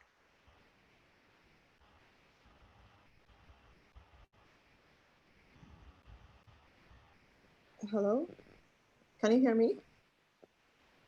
Yep, we can hear you. Oh, okay, yeah. So from Kafui, he's asking, the situation where it's company policy for account managers to liaise with clients, how do you as a designer ensure the creative process and design terms that are communicated effectively? Well, I think here, first of all, this requires an understanding between you and the account manager. So the account manager needs to understand what your needs are, because I think typically we forget, right? So we just assume that the account manager's job is to liaise with the client, but actually the account manager's job is to liaise with you as well. And if you're not making clear what your expectations are, chances are your expectations aren't going to be taken into consideration. The other thing is to make the job of the account manager as easy as possible. So let's assume, for example, that the account manager meets with the client on a one-on-one basis, and you are not there, the account manager has to come back and give you the information from that meeting. What tools can you give the account manager to make their job easier, right? So can you list out a questionnaire or a survey or something that the account manager can take with them that makes their interaction with the client that much easier? Anything that you can do to make the job of the account manager easier makes your job easier in the long run as well. Nice. Prince, kindly unmute yourself and speak. Hi. My question to you is that how do you deal with wannabe clients, like wannabe experts? They tend to know everything about design. So when you suggest something to them, they're like, no. We don't want it like this. We want it like that. And then most of them are actually not the short callers of the organization, because they are going to submit your work to their bosses for their bosses to make decisions. And then you don't have direct contact with the actual short callers of the organization. So how do you deal with such clients? It's hard. Yeah. I mean, this design job that we've all decided to dedicate our lives to, man, are we stupid or what? It's hard. I would say the first thing that you have to do is, first of all, you have to sort of establish your authority as a designer, in the sense of by basing your feedback and the input that you give to the company in some kind of a rationale, right? So if everything that you do is based on some kind of a rationale, you say, hey, look, these are the objectives that you gave me. This is the path that I think is going to take us to those objectives. And I think is going to take these, 1, 2, 3, 4, 5 steps. Any feedback or request that the client or whoever at the client gives you that deviates from that 5 steps, you can throw the question back at them and say, okay, fine, where's the rationale for that? Right? How does that help us get to where we need to go? How does it help? How is it better than what I have proposed to you? If the client wants to make design decisions, then they have to function as the designer. You have to put the responsibility on them to do that. And if they're not, then you have to make clear to them that, well, okay, great, I can do it the way you wanted, but I'm not going to guarantee the result that you've asked for, right? That's going to be on you. If it fails, I will point out, via this email, I have in writing that you requested this change, which I didn't approve of obviously not in those words. And make sure that they, as the client, sort of understand that, we're not just making decisions for fun here, right? These decisions have consequences. And so as early as possible, if you can start to, if you're in the first client meeting and you notice someone who might potentially be a problem down the road, you have to start finding subtle ways of imparting the weight of every single design decision that's made, right? And making them understand that if they take one of those decisions out of your hands and put it into their own, they're also taking on the responsibility of making sure that that thing works. That's the only sort of solution that I can offer. It takes practice to do it well, but yeah, as I said, not easy. Yeah, I think you also somehow answered the question of Albert, because he was also asking, how do you handle a situation where the person you're working with is not the final decision maker? I think a lot of designers actually work with people, then later find out they are not the decision makers. So really good insights there. Ya is asking, how can these principles be practiced by an individual designer who doesn't work with an established firm? Should a designer outsource the project manager role in all the other roles? Well, so let me take the other question about what happens if you're working with someone who's not the decision maker. As part of your project plan, you need to have check-ins with the decision maker. So they don't have to be involved in every single step, but you need to know that the decision maker is on board with whatever is happening. Related to the other question about should you outsource project management if you're working as an individual designer, I think, because I don't see how that's going to work from a practical standpoint. Especially if it's not someone that's sort of dedicated full time to making sure that you're greasing the wheels and moving smoothly. I also don't think, I'm finding it difficult to imagine how that relationship would work for just say one project. If you're working on say 2 or 3 projects with someone, then it might make sense for someone to take on the project manager role and then for someone to take on the designer role. Otherwise, as I said, I think you just have to wear multiple hats. Yeah. All right. Prince, I believe you've already asked your question, so there isn't any more questions. There is a comment though from Selom. He was saying accepting constraints and dealing with them has been my secret tool on productions over the years, and it works like magic on being called for new jobs. So at least we do have someone who can identify with not compromising but accepting constraints, like you said in your presentation. And Richard also earlier said that he liked your answer. It was pretty and honest feedback. So that's really good to hear. Yeah, but I think those are all the questions we have. Oh, okay. Sika is asking, you mentioned in your presentation that we need to embrace constraints. What if the project constraints may inadvertently cripple the entire project? Is this a good question? Okay, so she's asking the question, but then asking again if this is also a good question. that if the constraint would cripple the entire project? Yeah, I mean that's definitely a question that you would want to bring up. So if the client has defined some sort of constraint, let's say it's a budgetary constraint, or a material constraint that you think and you don't think that you can realize the project for that budget, then yes, you absolutely need to bring that up ahead of time.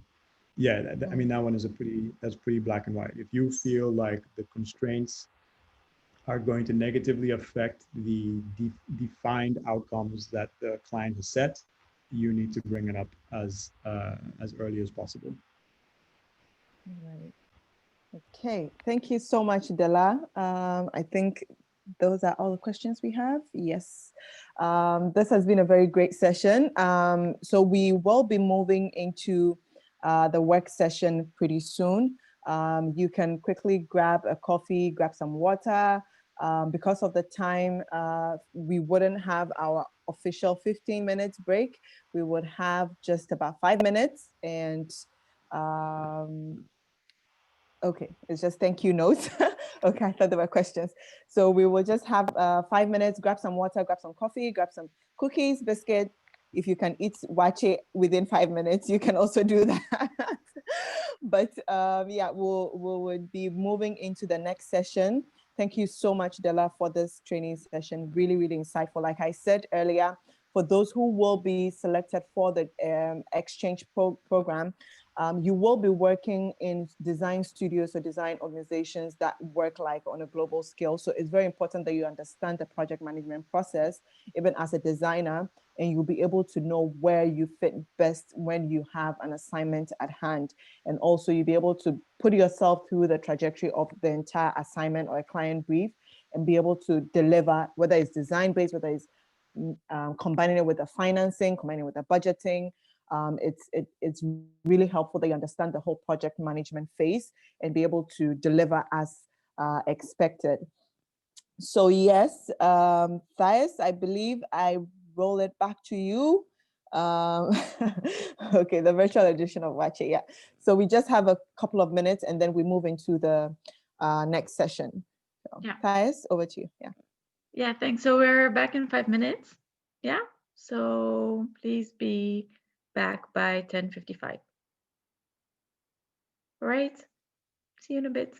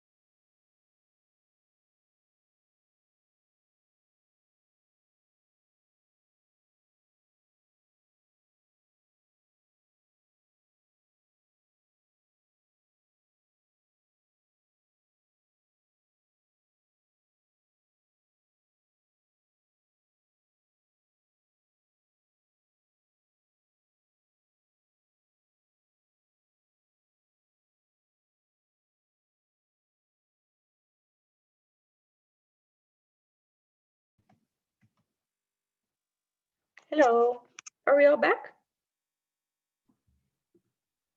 Yes. Yes, we're here. Ah, good. All right. This was very interesting. I'm here. Hello. Yeah, let Hi, me, Tai. hi. Nice. Nice to have you all back.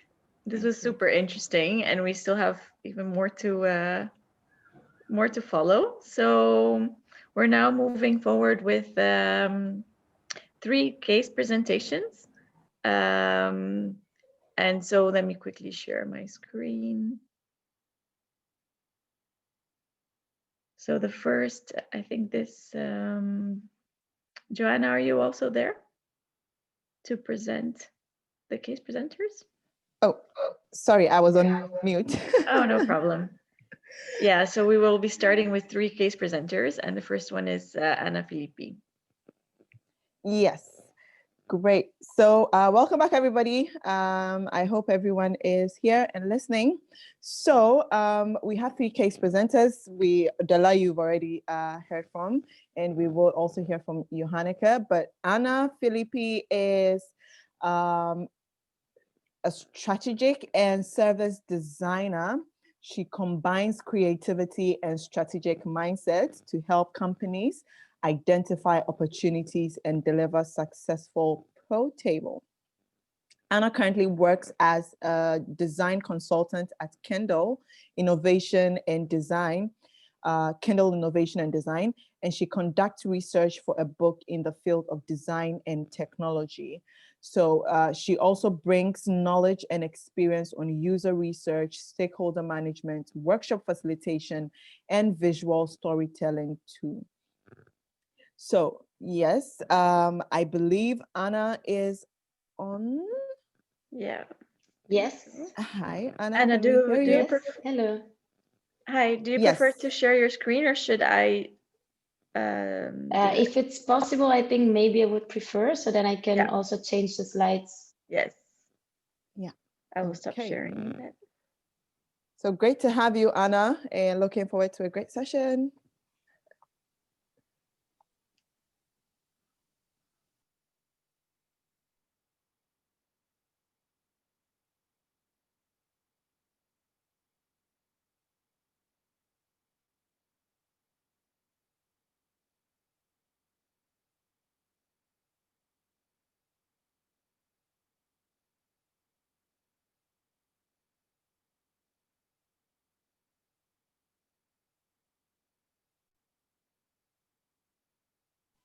Oh, Anna, I'm not sure if you're speaking, but we cannot hear you. I think you're on mute.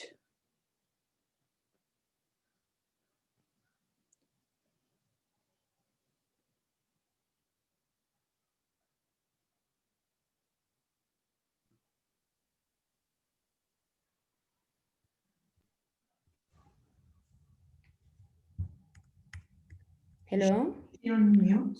Yeah, we can hear you now. I think there were some problems with my headphones, but now I hear you again, so that's good. Okay, okay. And then you can also see my screen, right? And now I'm gonna do presentation mode again. Yeah. Yes. Here we go. Okay.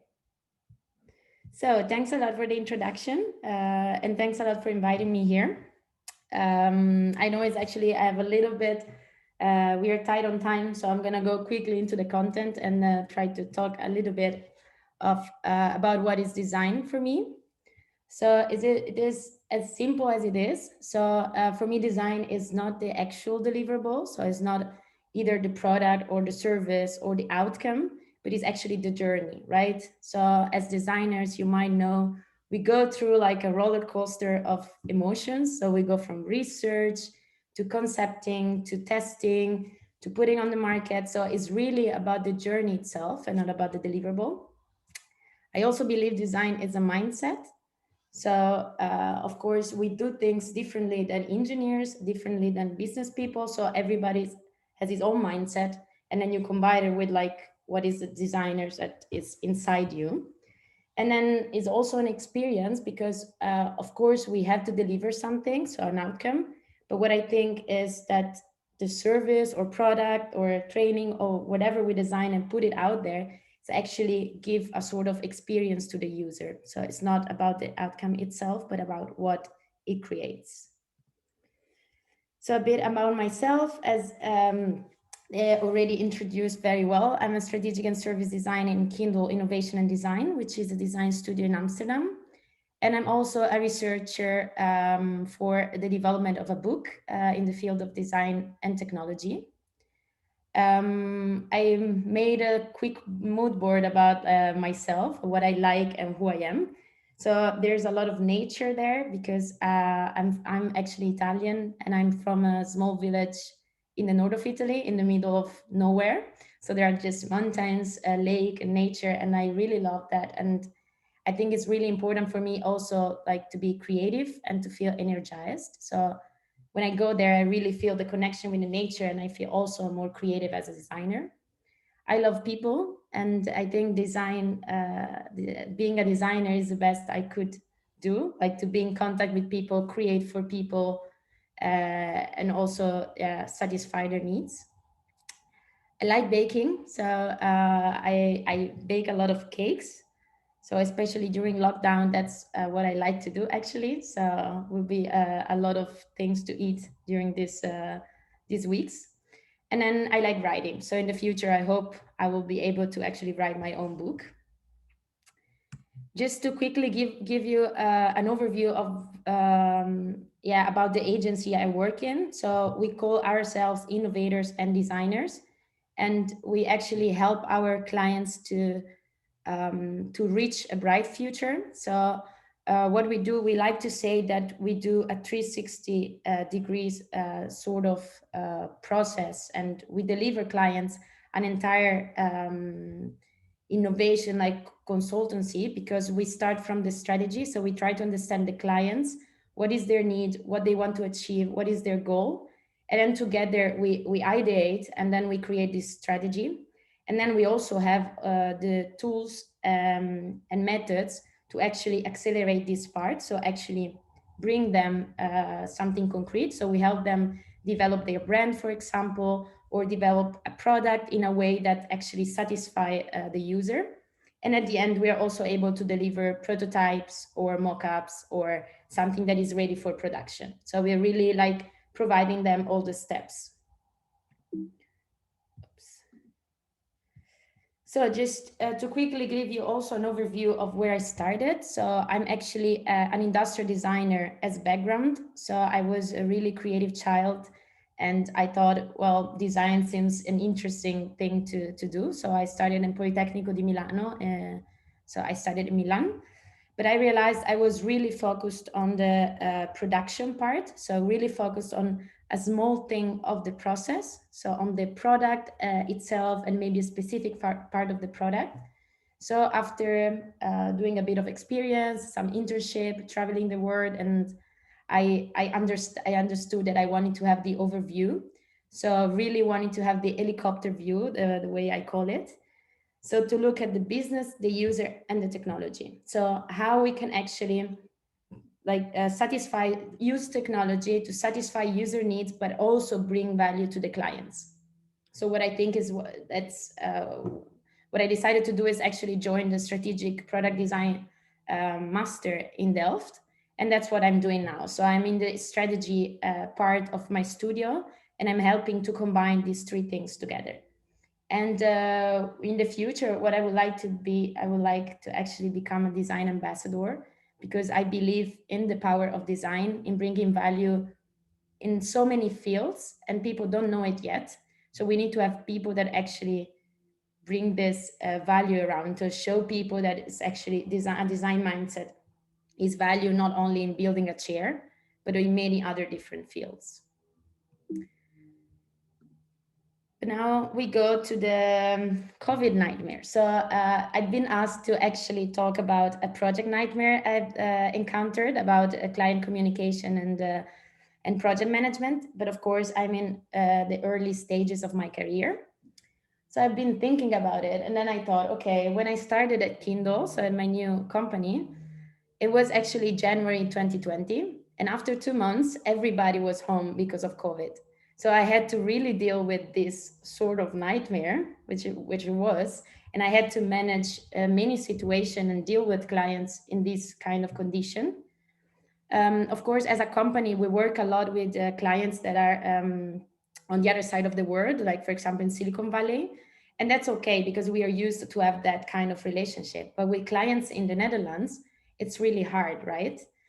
And in specific, I have a specific client I want to talk to you about. So you see now a sushi image. So this client is actually, they are two entrepreneurs, Dutch entrepreneurs, and they made this product because one of them is a cook. And he created this product, and in his restaurant, it was really successful. So what they decided is to actually brandize this product and then commercialize it. So what they do is they sell it to restaurants or bars or retailers and stuff like that. And this product is a frozen sushi, which is covered by a crispy layer and is actually fried. So you take it out of the freezer, you put it 5 minutes in the fryer, and it's ready. Of course, this is a product that works very well in the Netherlands because people like crispy snacks. So you probably might find it a bit weird. I thought the same as I'm Italian, but it's actually nice. I tasted it. And what we are doing with these clients is we are helping them to actually develop their brand and creating their visuals. So like the packaging, the brand, the logo, website, but also the story behind it, right? To build the brand, you need to really understand what this product like brings to people. So we needed to actually understand what how a user would perceive this product. So it was really important to have a workshop with consumers and get consumer insights out of them, right? But it happened that the workshop is going to be next Friday.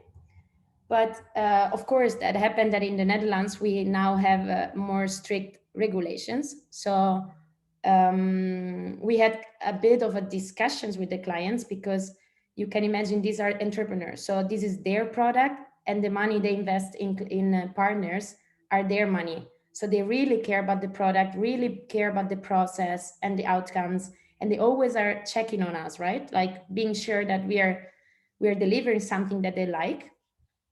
And of course, what we had to do is we planned at the beginning a workshops with 20 people. So it was a one-day workshop with consumers with 20 people, but it was not possible anymore. So of course, on a project management point of view, we were worried about it because of course we had to limit the exercise in the workshops, and that might affect the outcome of the workshops because we might get the wrong insights from people. And then on a client communication based, they really stressed the fact that they wanted to have these workshops offline, and they after checking on them, like sending them emails and trying to let them understand that we actually need to take care of also the employees as well. We kind of managed to show them that was important also to keep things online. And also something that is interesting also maybe for you, that we did some research and we noticed that clients during COVID are much more focused on deliverables and budget, which is not helpful for design companies because we provide them with value, right? We let them dream about the results, but we don't have the deliverable yet. So it's difficult for us to show them our value. So just for you to have an idea, this is the way we used to have workshops and used to talk to clients. So you kind of really create this sort of nice feeling and nice atmosphere, and you show them that you can actually, you're good at creating stuff, but you can also like really have a personal bond with them. So how it was solved? First of all, on a project management point of view, we really need to change the workshop structure, as I explained you before. So instead of having one day workshop with 20 people, we had 2 days, Alpha Day workshop with only 5 people, and we had to completely change the structure. We're using a lot of online tools, Miro, Teams, and stuff like that. But on a client communication, it was really a process of empathizing with them, really trying to understand them and understand their concerns, because they're worried that the project is not going to go as expected because of this online situation. And showing also them that the decision that we made is not going to affect the quality of the results, because we know what we're doing and we can also work in a different way. But how you do that? How do you actually show that the results are not going to change? So what we realized is that many times not having concrete stuff to show to the clients is a problem sometimes. People are used to really believe on what they see. So what we did is we did a previous research, consumer research on a desk research, right? So apart from the focus group that will be there on Friday, we started to looking at the market research as trying to gather data. And what we did is we combined all of them in a data dashboard. And during previous meeting, we showed them like our data, what we already found. And in that way, we could say, okay, this is already what we think we could go, the direction we could go. This is already what we think the consumers think about your product. This is what consumers would like to see in your product. So by seeing this data, these real things, they actually were convinced that we were in the right direction and on the right track. So it is about using really something concrete. Also in design, we can make use of data, right? We can let data help us a bit and like show concrete things to clients.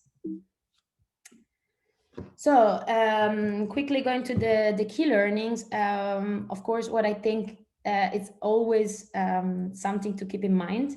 On a project management level, be flexible, content-wise, mindset-wise, and time-wise, because it could be that from one day to another, you have different regulations and you need to change completely your structure.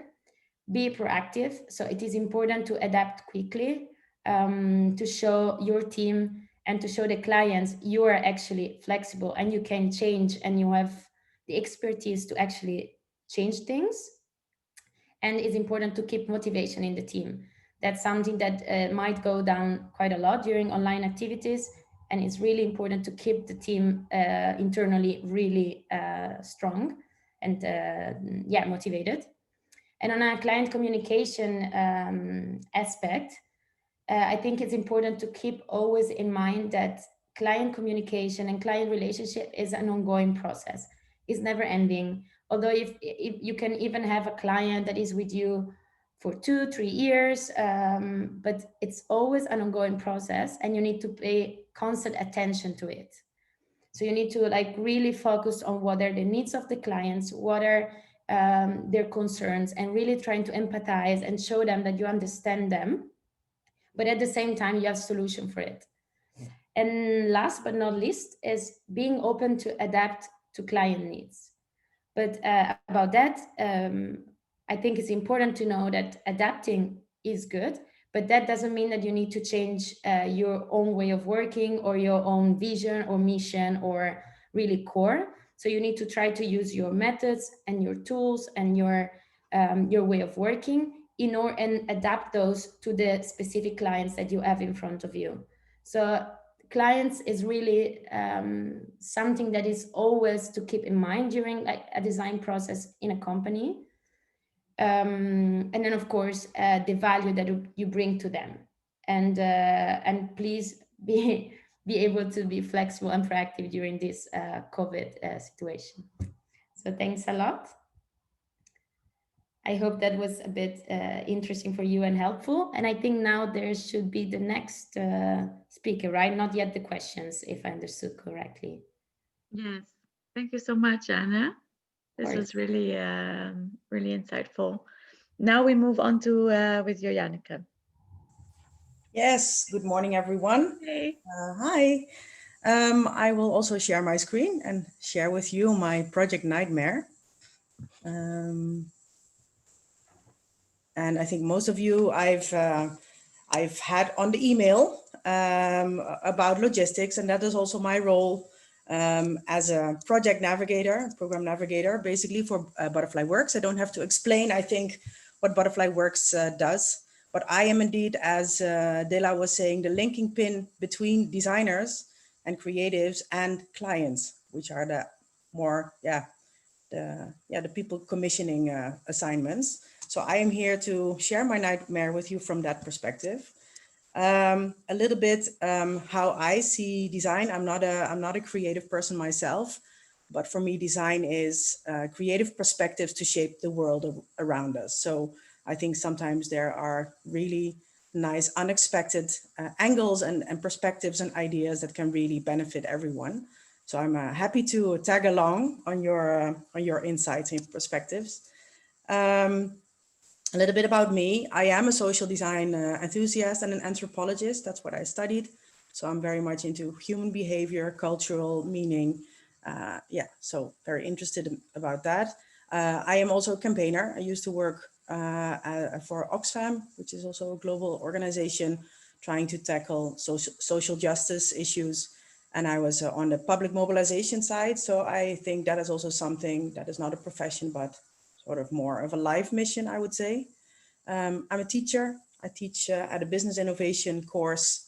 And what I love most there is to have conversations with young people that I learn from as well, because of course you're never done learning.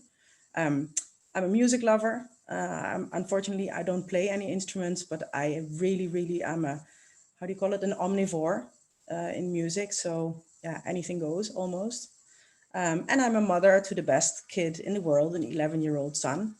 And it's my best job, I would say. Well, about today's, my project Nightmare that I will share with you was indeed part of one of my first projects at Butterfly Works for a client that was very new to us. And we were commissioned to develop a design thinking course for startups. And the startups were the clients of our client.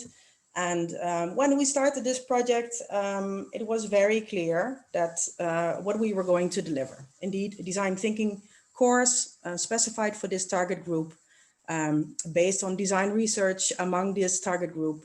And it sounded really clear. The budget was clear. I know how many hours, because of course we count in hours which different design roles or different design research roles we have in our company or in our studio.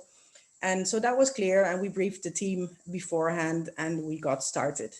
And then we did the design research phase with the startups, and that went really well and very interesting insights came. And then something into the making space or in the ideation phase where we start developing this curriculum. I'm still trying to grasp how it went or what happened actually. But it just spiraled out of control. This project grew bigger and bigger and bigger and bigger, and there were more people involved. And I saw the number of hours being used up and going down, and lots of back and forth with the client about very specific types of feedback. And so somewhere in this project, we had to look at like, hey, what is happening with this client? It's a new client. There's a new way of working. We don't know each other yet. So we found out that, for instance, we had not made any agreements on how to give feedback on the project. And so we found that our client was giving very, very, very detailed feedback to almost every little thing that we delivered. And even to the point that the client was almost sitting in the seat of the designer. And I think this was also what Dela mentioned, that sometimes, your client is also going to put on its creative hat without having the skills to do so. Even to the point that we actually got sent a cartoon saying like, we would like this cartoon in this same style in the DT course, which is basically our job. So yeah, if someone has a specific mind about what it needs to be, it's pretty difficult to convince them otherwise. And then indeed, like I said, so somewhere in the process from design research to the making, we got new insights, we got really nice ideas about how it could, work best. But out of these new insights and a new type of work that we were doing, new insights came of what was needed to make it happen. So from there, it grew even bigger. And what happened then is that, we were in the middle of this process, and then it's pretty hard to sort of, say, okay, no, let's go back to the drawing board with all the time pressure. There's, time limitations in terms of hours. And so what happened is that our team also grew. So there were many, many different roles involved, many different people, and they were all very needed to get all of this big volume of work done. But of course, it was not as like initially agreed or even agreed on the amount of hours. What also happened is that also different people in the team started communicating with the client based on their different roles, based on the different feedback that they wanted to get from the client, making it very murky to see what is the crucial point of the feedback of this client, and also very difficult to guide the team accordingly, because to one person the client said this, to the other person the client said that, and that just meant that we as a team really had to align constantly on what was the latest feedback, what was the latest thing that was said. So yeah, that's a little bit. And then of course, COVID-19 happened. So then we all had to move to work online, which made it even worse, or worse, more difficult. Let me say that, because I think the one good thing about this project from my project navigator point of view is that the ownership of the team was really high. People were very, very dedicated to get it done. So I think that's the one proud thing, actually two proud things. One of the proud things is that indeed the team felt very, very responsible, very committed to it and to the content and the quality. But then how do we get it done? Yeah, we made it happen because we were on the train and the train was going like 200 miles an hour. And it's hard to stop or like, cut off a certain, process that we were in. So we did make it happen and everyone was on board and we delivered a good product to the client. The client was also quite pleased with the end result. It was way bigger than expected, so they got more value for their money, I would say. And we learned a lot. And I think what really helped in this process is that because I as a program navigator, overseeing the creative process and the creative flow and decisions made. For me, at some point, I didn't see it anymore. So then we had our creative director stepping in who could really talk to the client also about our reasoning behind certain choices, or maybe, countering a certain feedback from the client. And that really helped. And through these conversations they had, a relationship was built and trust was really shaped, and of course through delivering a really good product. So so we did deliver, and we got even a new assignment from it. So I think we did well, and I think it's something to be really proud of. But for me as a program navigator, it's been a really huge lesson, and I would like to share my lessons with you. What I would do differently in project management at the start of working with a new client is to really invest some time in understanding what this new client is about. What tickles their fancy? What do they really like? Do they have examples of things that they were really enthusiastic about? And also, what do they expect out of the collaboration and the process? How do they want to be involved? When do they want to give feedback? What are their sort of like key critical components that they would really like to be involved in, so that you can also better define when it's not their place to be involved in all of the nitty-gritty of a project. For me, also as a program navigator, it would be very, very important to mark very clearly some go and no-go moments, or rather milestones, where you get the client together with the team and say, okay, this is where we are now. We're going into the next phase. There's 2 or 3 scenarios we could pick from. Scenario 1 is very close to the scope or within the scope. So we would advise you to go that way. If you choose another scenario, it would mean more budget, more hours, or less feedback, so to say. So for me, that is where I learned a lot. And also, and that's very personal learning, is also trying to understand with my own team, like the team that we had on board to deliver all of this, to understand better where, like, how does that work? All of these different roles and all of, like, what happens first? do you have a concept and then you do the design, or like when do you choose to deliver a video over a PowerPoint? You know, those kinds of sort of deliberations on the creative side or on the design side. As a program navigator or an account manager or whoever, you are sort of like the go-between between the team and the client. So you have to have a basic understanding of what is happening. And at that moment, I didn't so much. So for me, that was my biggest learning taken from that. And and I think what I also heard everyone say in this meeting before, that speaking to a client, they usually have a certain image in their mind of what they would like to get out of it, or like a certain, style or a certain design or a certain thing that they like, an aesthetic. And I would see as a project navigator or account manager, to really try to get that on the table so that what are people looking at and what is your benchmark basically, and then which arguments do you need to use to convince this client of your own design and of your own ideas and of why your concept is better. So it's very much about communication, but also showing an interest and investing some time in the relationship between you as a designer and the client. Really try to get to know them.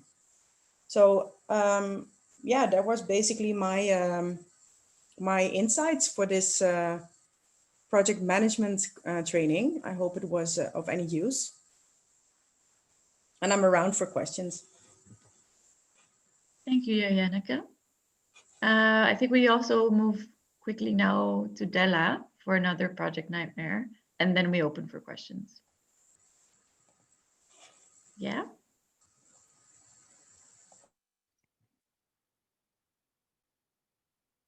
Okay, perfect.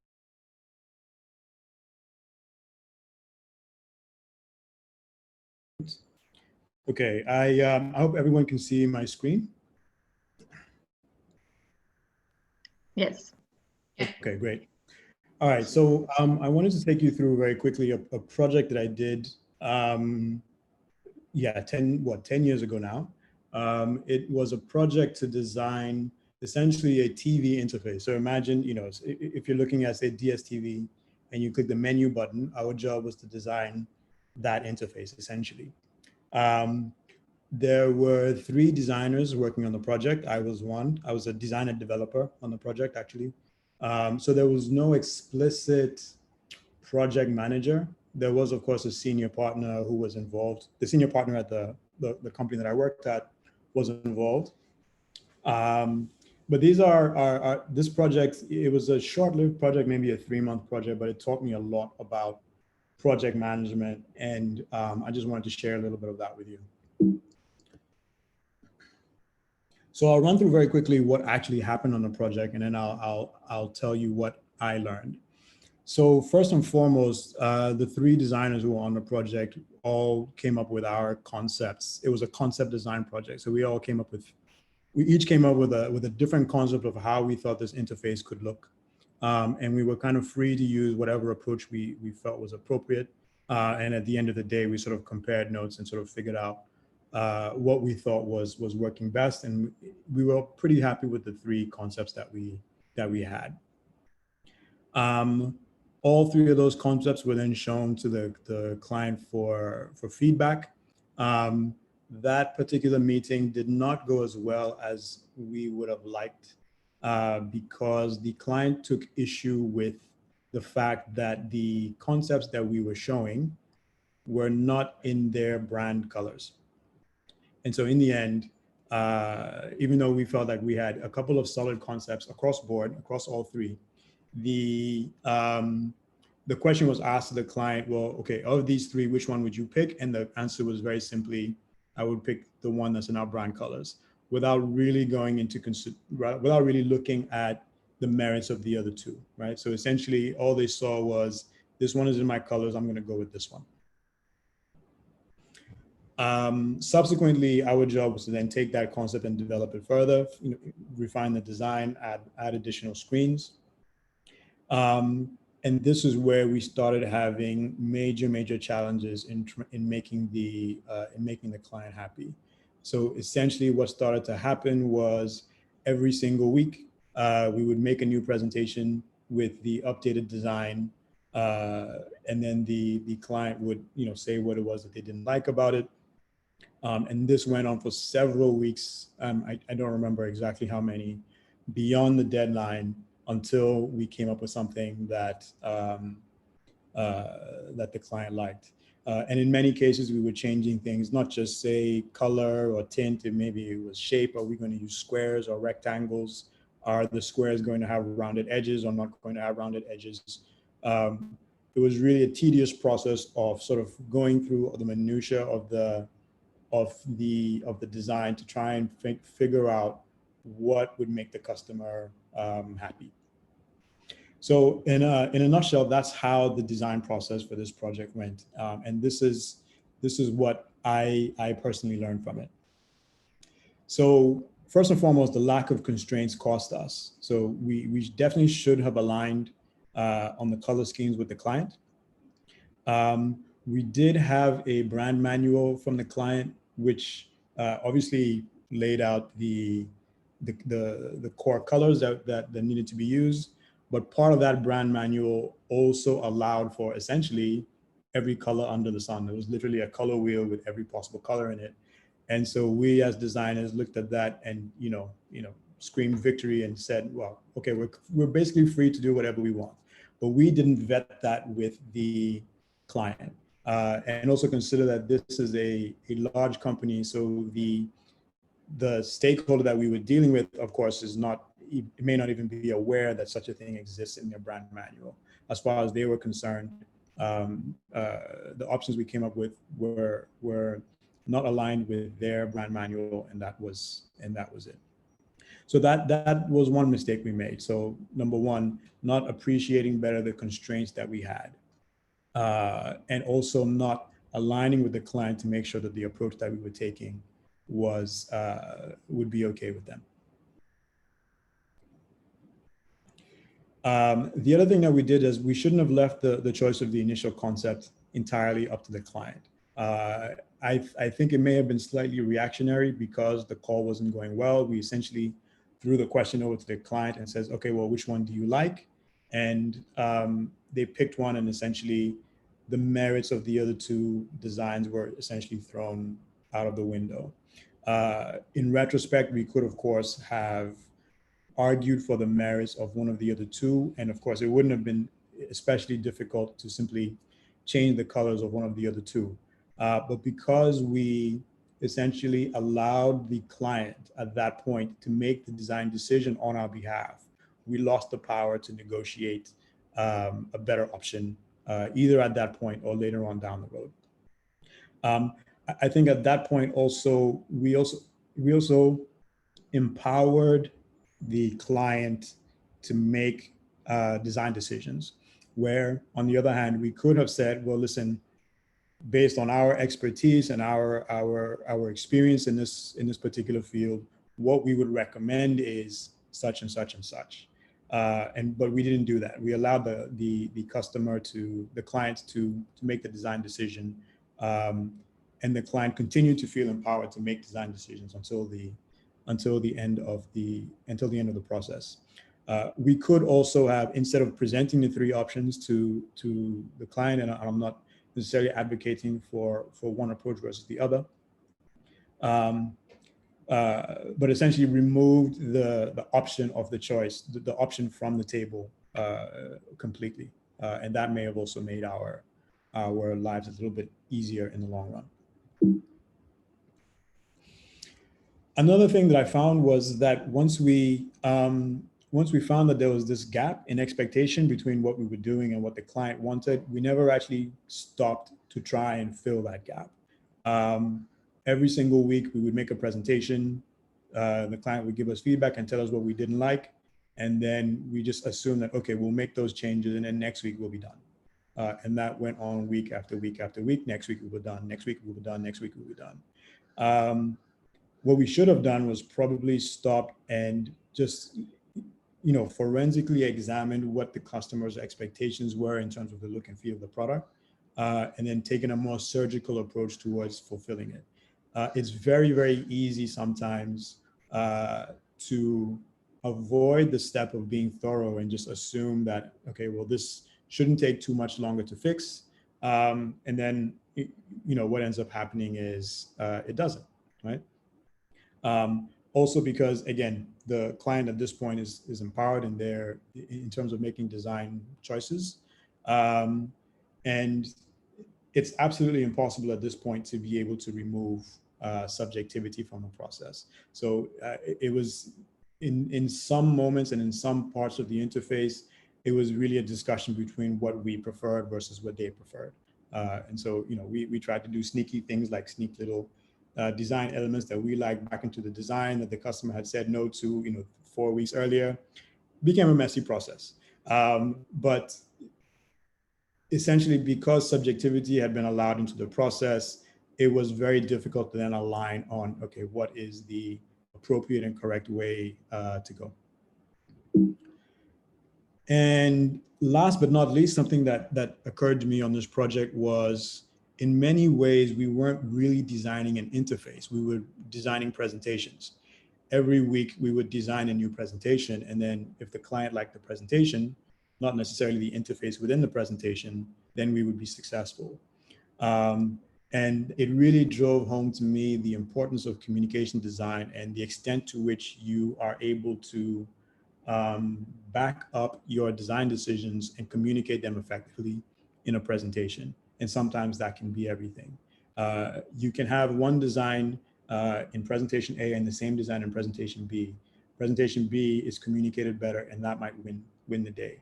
So definitely spend a lot of time and effort making sure your presentations sell your design in ways, in a language that is spoken by the client. Yeah. That's all. Nice, thank you, Della.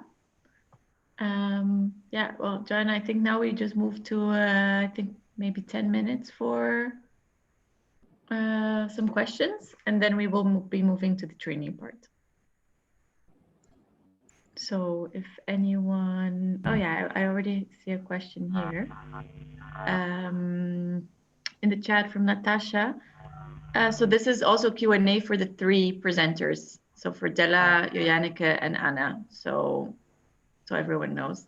So it's a joint Q&A. So Natasha, to who are you asking this question? Maybe that's also good to mention in, yeah, you can speak. Okay. Go ahead. Okay, yeah. So the first one, I think that one can go to all 3, but the second one was mainly in response to Della's presentation. So go ahead, you can ask. You can ask. So first, I just wanted to find out, okay, with all these 3 scenarios, it seems that there was an existing brief. So what do you think could be a strategy for clients who don't even have briefs? Do you help them figure out one, or do you construct an entire proposal yourself and then offer it to them and then let them decide from that point? And then I don't know if I should wait for that one before I ask the second one. Yeah, go ahead. Okay, and then Stella, so from the lessons that you learned, so can you say it's probably wiser to meet the clients after they've given you the brief and then go through strategically step by step to really find out what you align with, what your constraints are on which areas, and then really outline exactly what maybe the client really is looking for from your design? Okay, that's it. Can I say something about the first question, maybe? Yes. Yeah, we don't really have this at hand because usually people indeed are like offering us briefs, but that doesn't say anything about the quality of the briefs. So I would suggest as a designer 2 things. Like if there is no briefing ready, maybe you can create your own template of the things that you would like to know in order to be able to fulfill an assignment. There are usually, I'm sure, a couple of key questions that you need to know in order to even start. So I think that would be like a nice proactive, template for yourself. And I think you can even find them. I use them for campaigns, for instance. I find them online, like some key questions about, timeline and budget, but also messaging, tone of voice, style, stuff like that. And then what we usually do is we have indeed, and maybe it's also a little bit already an answer to the second question that wasn't directed at me, but we usually organize kickoff meeting together with the designers, so the whole team, and indeed the client, to go over what was written in the brief and to get those sort of interpretations and different meanings on the table. So that's a little bit how we do. Yeah. Yeah, since this question is answered already, shall we move to the next one? So there's a question for you, Della. Quite interesting submissions. Della, how should freelance designers communicate design directions to clients, especially how the insights gathered during the discovery phase influence design directions? You have a process you can share. Okay, interesting question. Let me read it again. How should freelance designers communicate design direction to clients, especially how insights gathered in discovery influenced design directions? No, I can't say that there's a specific process that I can share. I think this is where your skills as a communication designer selling your process come into play. I think there's always a starting point, which is, this is what you said you wanted. This is where you said you were good, where you wanted to go. This is where we are on the process, and this is how we know we're on the right path. I think broadly speaking, that's the structure of the narrative that you want to construct. It's going to vary massively depending on what kind of project it is, what kind of industry it is. Nothing comes to mind as far as a foolproof process that solves that particular problem. You just have to have the right communication tools on hand. And then obviously, part of this process is also making sure that the client is on board with you in all along the way. If you haven't shown any work to the client in 3 months, then that presentation is going to be a lot more difficult than if you haven't shown any work to the client in 2 weeks. So make the job easier on yourself. So have frequent check-ins, not so frequent that of course you are overburdened with making presentations, but make sure that you are communicating to the client in sort of nice bite-sized chunks where the progress is, so that you don't have to retrace, X months of work at a time. Thanks, Della. Prince, I think you had your hand up. Would you like to unmute yourself? Yeah, so my question is to Della. Della, you made mention of going through, providing just one concept to a client instead of providing a lot of options. But in our Ghanaian community, the market is such that even before you start the project, the client requests for X number of samples. So like, give me 5 samples to choose from and stuff. And then do you recommend that I give the 5 that the client requests for and then make recommendations? But even with that, you realize that the client is going to really choose one for you to go ahead with. So what's your take on that?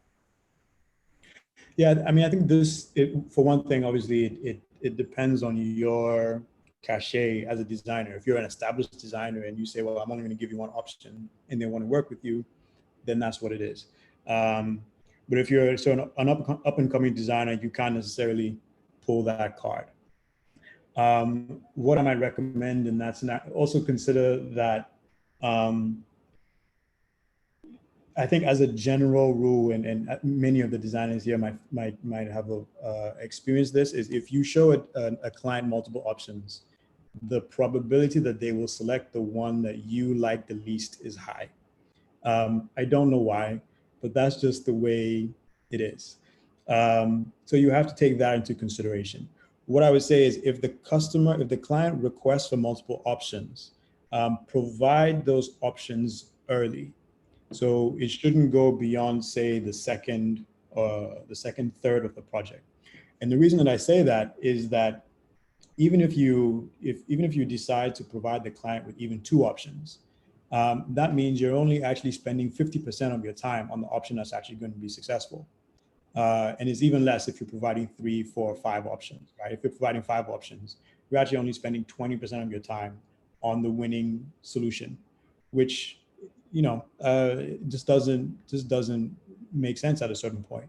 And you can make that case to the client to say, well, listen, I can provide you with initial concepts, a number of initial concepts, which we can then talk through, and then we can decide not on a design solution, but a design concept that I can take forward and build over the next couple of steps until we're both happy with something. I think also this is where we also need to start selling design as a process to clients, because clients don't always appreciate that. They think that, you know, if it's a logo or a whatever, it comes out almost fully formed. But if you can sell design as a process and then convince the client that, well, listen, if at each stage of this process we're doing our job well, you will have your problem solved at the end. So sell it as a process, not as a product. Thank you, Della. Maybe we have 3 last questions, so we don't have much more time for those. So I will just read 2 of them, which are more for everyone. Oh, now there's more questions coming in. So it was more for everyone. How then to get clients to stop making design decisions in an ongoing project? And as a client, do I provide my own project manager or work with the agency's project manager? And then one last question. So I'll have these 2 for everyone, and one last question for Anna. What recommendations would you hand out to freelance designers on design strategy? Also, when is strategy involved in the design process? Should it be the basis of the creative direction? Should we start maybe quickly with Anna, and then I'll repeat the other ones? I think it became a bit confusing. Anna, are you still there with us? Yeah, I am. Yeah. So, starting from the second question. So when is the strategy involved in the design process, and should it be the basis of the creative direction? Of course, that depends a lot on the projects you have, right? They're might be completely different projects, but in general, I think strategy is really about having this overview. So looking at what is important for the clients and how we can actually achieve the goal of the client. So it could be the basis of the creative direction, but that doesn't mean that the strategies should create this bias towards the creative direction. So the creative process is still there, but the strategy is the starting point in many projects. But of course, it depends a lot also how you interpret a strategy, right? Strategy could be a lot of things, and depending on the project. And about recommendations, that what is difficult in design strategy is that people don't really understand the link between strategy and design. So it's when you approach a client and you approach a client as a design strategist or strategic designer or whatever you prefer, you need to be sure that the clients understand what you can do and what are your expertise.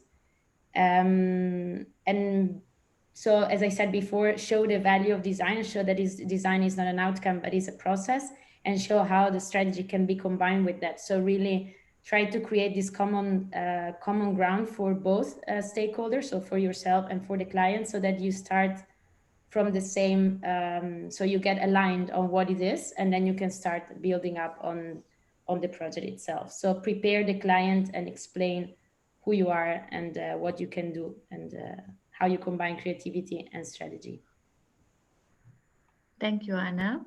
I think for the other questions, so the question was more about how to stop or to get clients to stop making design decisions in the project. But some of these questions, there are quite a few other ones. Maybe you, Janneke, and Della can answer through the chat when we have some slots in the middle. And now I will then move it back to Della, because now we have a quick work session with all the teams, and Della will just walk us through the instructions of that, and then we will place you in breakout rooms. Okay, sure. Share my screen. Okay. So hopefully you can all share my screen, and Irene, correct me if I'm wrong, but each group should have a Miro board that looks a little bit like this. Is that correct? Yes. So in each folder of your team Google Drive, you will find a Google Doc with a link, and the link is to this Miro board. So each group has its own one in your own team folder. Okay. So, so what you're going to do in your teams now is basically just define roles and a project roadmap for the projects that you're working on collaboratively. And in addition, you'll be doing this in breakout rooms. Irene, correct me if I'm telling lies. So after you're all able to access the Miro board, this is what you'll see. The first thing that we would like for you to do is essentially just check into the board. All right, so add your name here to one of the Post-its, put it here, add your role, and then add another sticky note with some fancy color that for you expresses how you're feeling at the moment. Okay. So once your whole team is checked in, and this is just basically a way for everybody to familiarize themselves with Miro, move over here and define for yourselves what you want everyone's role to be on the project, okay? And you can make up those roles, whatever roles you feel are most appropriate, feel free to do that. So if, for example, you feel like there needs to be a particular project manager, then you can do that. You can do it in this way, okay? So you do that for all of your team members. And then last but not least comes the roadmap. And here what you're going to do is essentially just break down, of course, with your clients, because your clients will be working with you on this, what the roadmap is going to be moving forward. So there's two types of information here. Each one of these columns represents 1 week. If you need more weeks, obviously you can add that as well. If you need fewer weeks, you can ignore the last 1 or 2 columns. Each one of these yellow bars represents a task. And so in each one of these, you're going to enter the title of the task. So let's say it's define the brief and who owns that task. So, and who is the person who is responsible for it. Okay. And then define how long it's supposed to take. So if we say this is going to take 2 weeks, then I would extend it out to here. If we think it's going to take a couple of days, maybe half a week, whoops, that's not how that works. I could shorten it over here, okay? And so each one of these rows represents a subsequent task, all right? So that's pretty straightforward.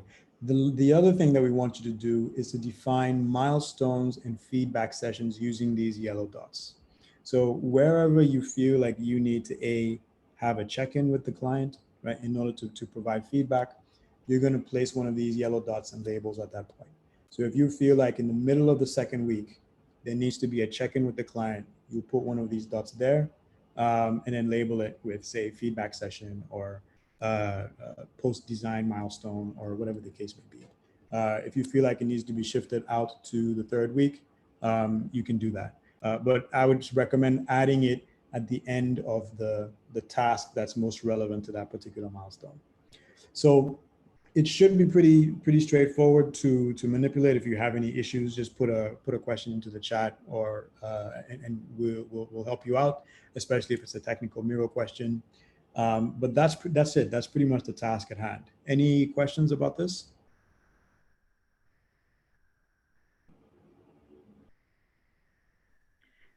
I think maybe just to add that in Miro, the template will be there. I think you've all watched the tutorial, but it's very simple. It's just really clicking on what's there, dragging, dropping, copy pasting things that are already there. Yeah. And I will And be Miro- just sharing your Google folders in the Slack channels again, just for the ones who don't know where it is. Yeah. Just practical. Miro is generally a really good tool to use for design collaboration. So it's probably a good idea to get used to it anyway. Yeah, and I can maybe share also here in the chat each link to the Miro board.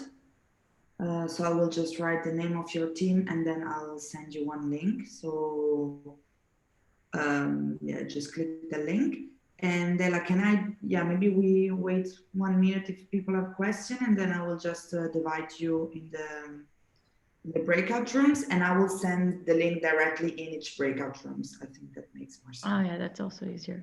And just to add that, well, we've shared when you were writing your code and proposals, so that in this, just as a reminder, that in this training, you have 2 more weeks to complete the project. Like so you have 1 week now to make a first version of the design, share with client for feedback, and then another week to finalize it before the celebration closing session. But of course, the roadmap, it's also regarding your whole proposal. So you can also define that this first part of the training is maybe a phase 1 of your project, and then think along also what would be tasks that you would accomplish if in a longer period. So you can also think, but also just keep always in mind what you're actually completing within the time of this training. I hope that's clear. Yeah, we're gonna also get back to it later. So can I divide people in their breakout rooms? Yeah. And shall we say around 25 minutes for this exercise now? Is that okay, Della? Yeah, should be.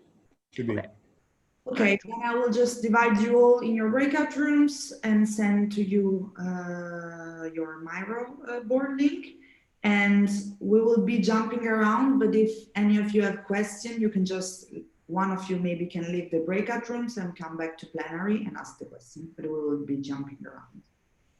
And see you in 25 minutes then. And as always, you might have to click join breakout room.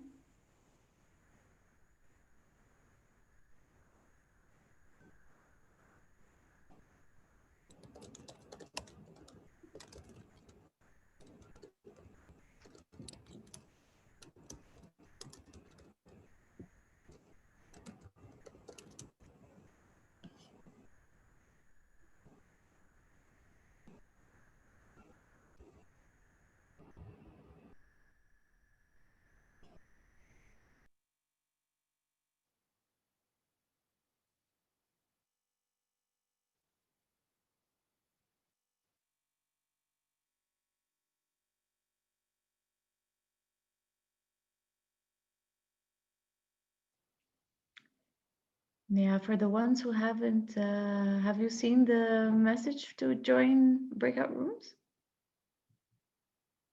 Oh yeah.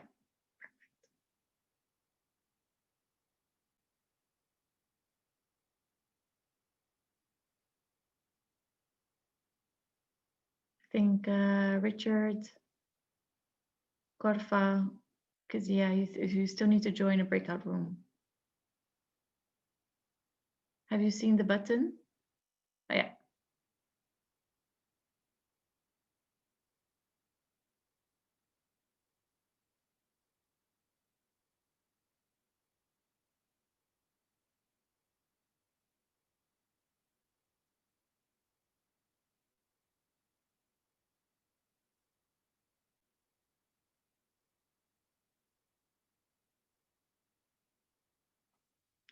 Richard, we're only missing you to join the breakout room. Have you seen the button to join?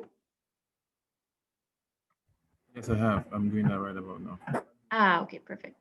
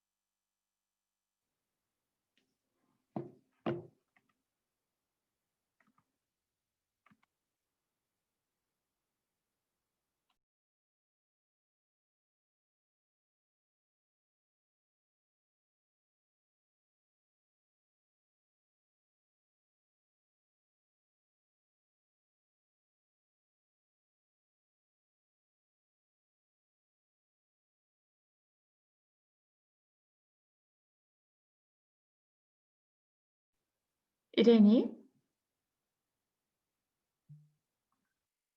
Irene? Oh, sorry, yeah, I was. It's okay. Do you need help to pasting the team folder links? No, that's yeah, because You're then done? I send it to. So that's good. No worries. Okay. And I'm thinking maybe we give them half an hour. Or do she's gonna. Hi, Irene. The breakout rooms, are they recording? Because I'm unable to record with the team No, yeah. So no, but I don't think it's necessary per se, because now it's more them working together. Yeah, I think it's okay. Thanks. I'm thinking maybe shall we let them do it for half an hour, and then we're just 10 minutes late, because it's quite yeah, I don't know if 25 minutes is it's enough time. What are your thoughts?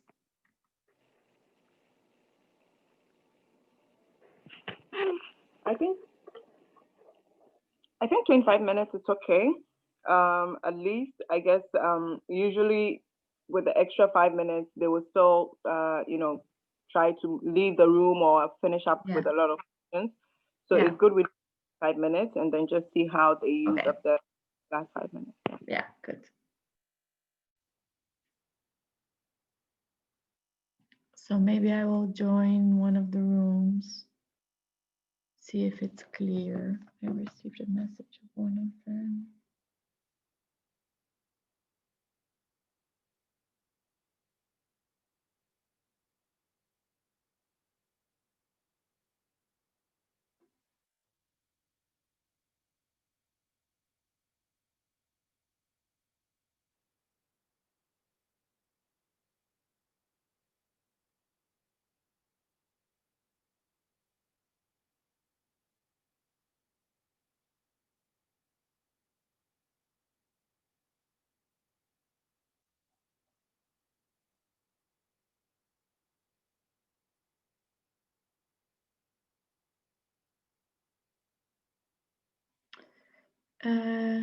Where is today? No.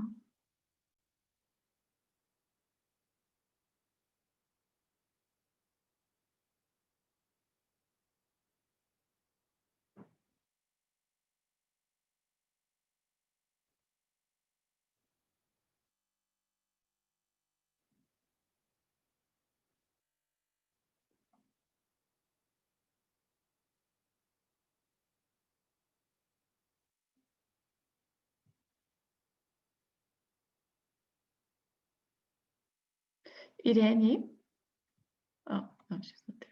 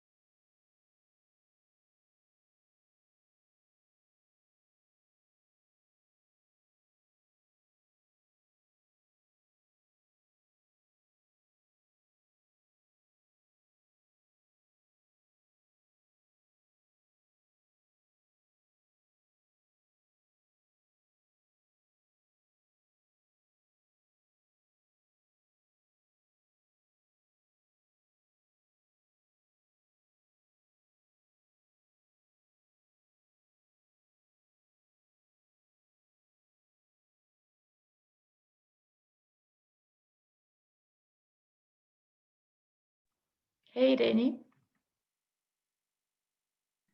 Hey, I don't know why, but I'll put Nene in the right. Yeah. Hi, Nene. I'll put you in the. So sorry. Which team are you again? Check it.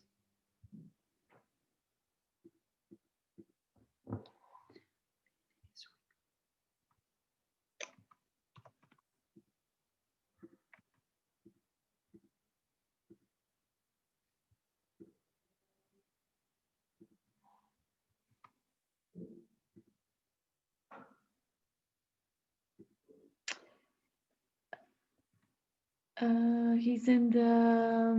Yeah, in the WeGo. I put it. Let me Oh, check one thing in the WeGo. No, in the hero collection. No, Nene is in the WeGo. Not according to our. Not Yeah. according to our overview. I don't know. Where are you? Because I'm reading in the teams in the presentation we gave them last time. And Oh, okay. where are you Okay. reading? All right. All right, I'll just let me go there and check. Because I was checking. Oh.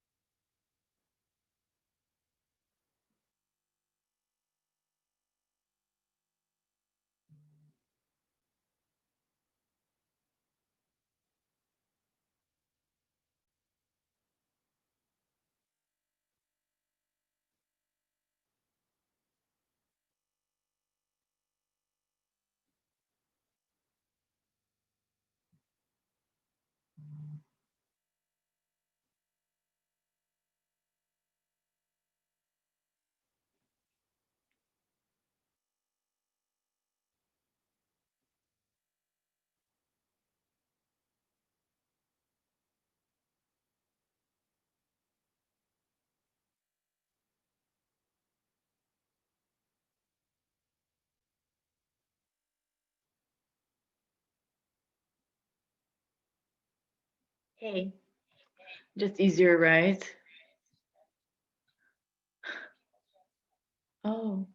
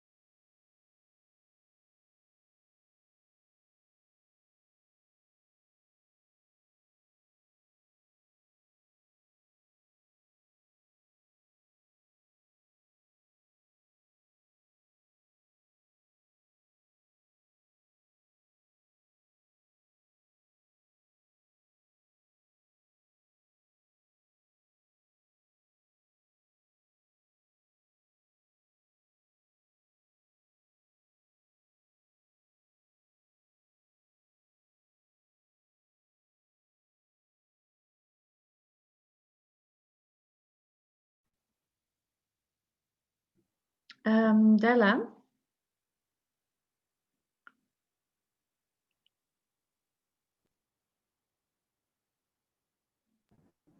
Yes, I'm here. Yeah.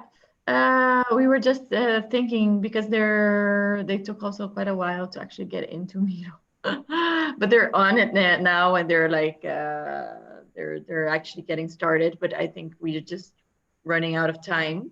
What we would suggest is to maybe, I don't know if it's actually necessary that they share back with other teams at this point. We can maybe ask them to share in the next session how things are going, you know. Maybe now we just communicate that they can continue their project roadmap in their own time. And if they have maybe any pressing question now in the last 5 minutes to you before we close. Shall we do that instead? Yeah, that works. That works. I wonder if it's also valuable to have everyone be able to see what the other teams have come up with. So allow people to browse the other Miro boards just so they can see how other people have constructed their project plans. Might that work? But I don't think right now they have much there yet. They are working on it, but what we can do is that we can ask them if they want to share their Miro boards with each other. They can use Slack to just like ask for. Yeah. Oh yeah. Like for exactly. during the week, right? That they can see each other's work. That's what you mean? Yes. Ah, yeah. Okay. Yeah, that's cool. Yeah. So then you're going to broadcast this message to them now that they have 5 more minutes, right? Yeah. Should I give them 5 more minutes? Yeah, I think that's okay. And then you're taking up the closing part, right? You share your screen. Okay. And I think it's good if we just give like a last 2-3 minutes that they can ask a question to Della now that they got started, if there's any questions on the exercise. Yeah, before we close. Yeah, so we do like the last 2 questions to Della. Yeah, maybe, yeah, just a couple of minutes for a couple of questions. For yeah, on the exercise, but not on content, but like on the exercise, like how do I do it? I didn't understand, what do you mean by milestone, you know, something like that.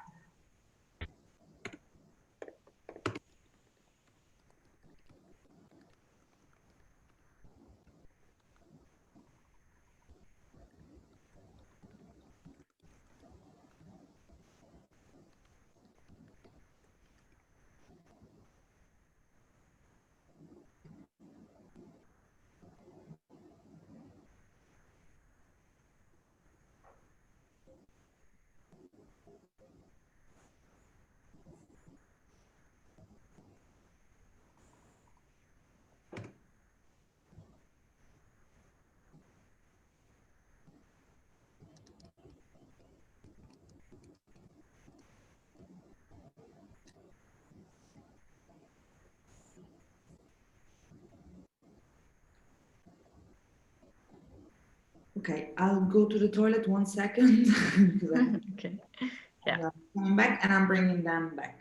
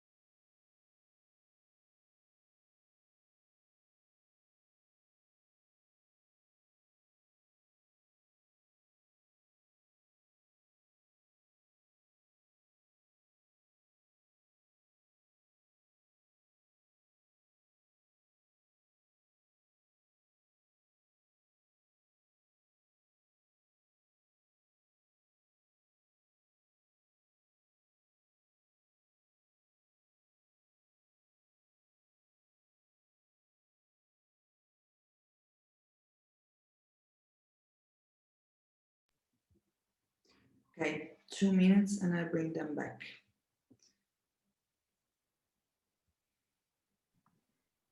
Great. The session this time was really nice. Also, thank you so much, Stella. It was really, really interesting. And I think, yeah, I think everyone really enjoyed it. So yeah, they seemed pretty engaged, asked a lot of questions. Yeah. It was fun. It was fun to do. Yeah, nice.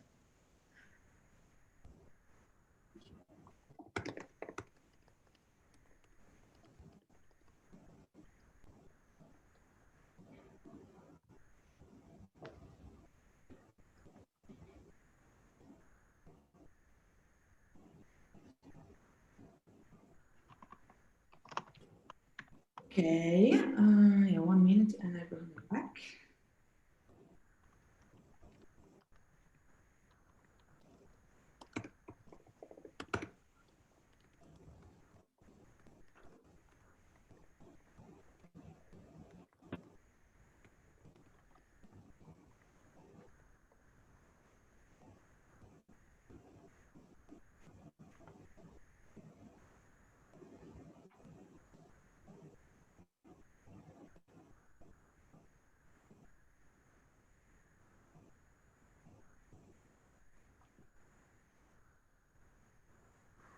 Okay, I'll start bringing them back.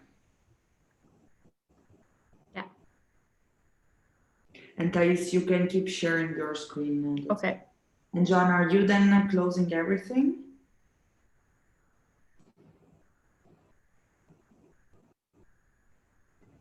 Yeah, I think you go first, right? Explaining the things and then explaining the assignment. Yeah. And then Joanna, you can just conclude.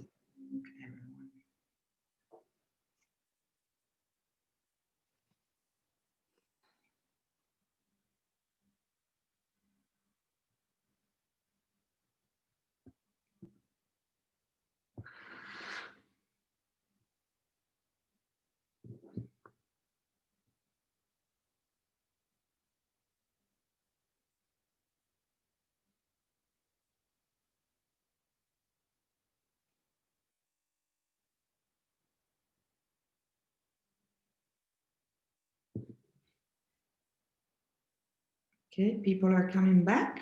That's good. Hi, welcome back to plenary.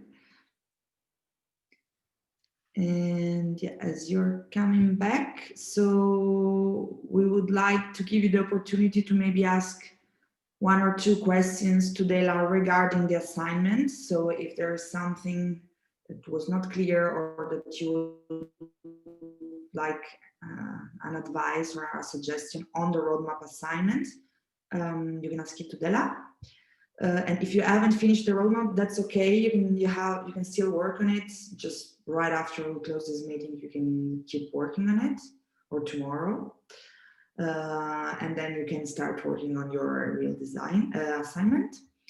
Do you guys have any questions on the roadmap template or on the roadmap assignment to Dela?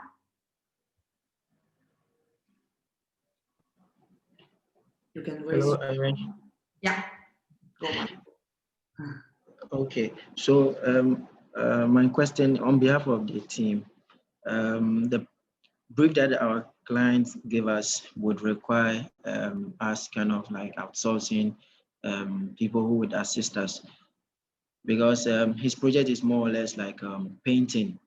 So we need to recruit volunteers who would actually help us with the painting. So how can we go about that in the roadmap?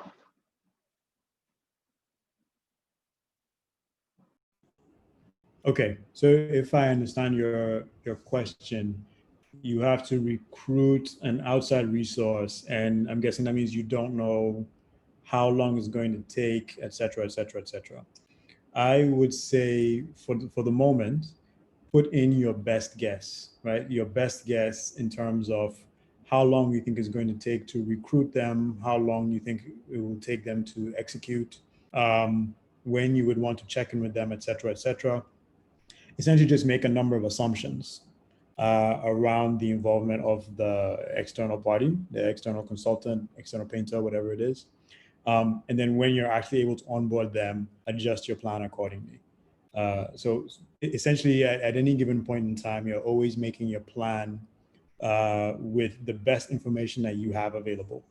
And then you can always update it based on when you have better information. Thank you. You're welcome.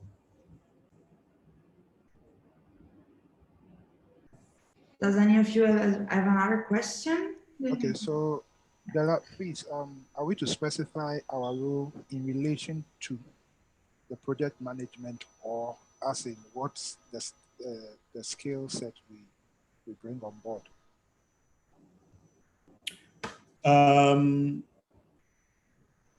Both, I think, and I think the team can decide this. So the purpose of that is basically so that everybody knows who's doing what, right? So if I have a project management related question, I know who to talk to, etc. Feel free, obviously, to also add for each person what the major skill set is. Obviously, I'm assuming that discussion has already been had within the group, so everybody knows who I don't know, for example, who the lead UI designer is going to be, for example.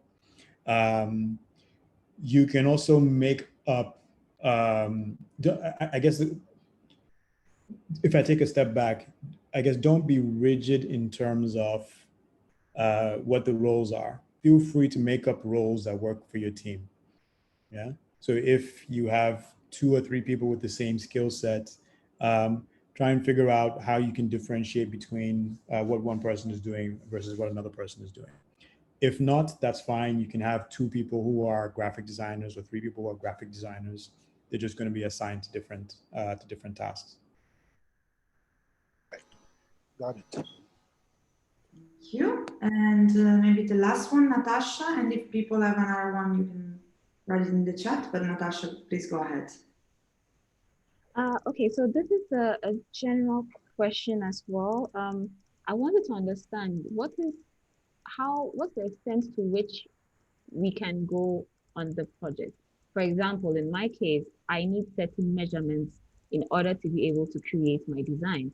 In that case, are we allowed to assume some of these measurements, or do I have to go and am I allowed to measure the site in real life? And I have a second question, but that one is more of a technical question with regards to the mirror. So I don't know whether I should wait for the first one or the second one can be answered. Because for the first one, is it regarding the interior design? Yes. So maybe I would suggest you to request that from the client, like what are the measurements? Okay. Because this is an online training, and I think it might be difficult to get the whole team there. So I think you can request to have the measurements so that you can make the design. Okay. And of course, well, if your team and you discuss that it's easy for you to get there and you would really like to see the space, and if it's possible, then of course, yeah. But it's not a mandatory thing that you need to be there. Yeah. Okay. All right. And then the second one with the mirror was, after you type in the information for the roadmap, when we try to shorten it to either like half a week, the rest of it is yellow, and editing that seems problematic. It's not blue as the rest of the columns. So I was wondering, is that normal or have I done something wrong? I'm thinking, should we maybe first close the session and then I can stay online with you to check it so you can share your screen and show it to me? Is it an idea? And we can try to look at it. Yeah? Okay, that's fine. Okay. Then does anyone have another question? The very last one? Otherwise we can go with the assignment. Okay, I think we don't. Okay, I can share my screen then. Let's see. Yeah. Sorry, I have a really full screen.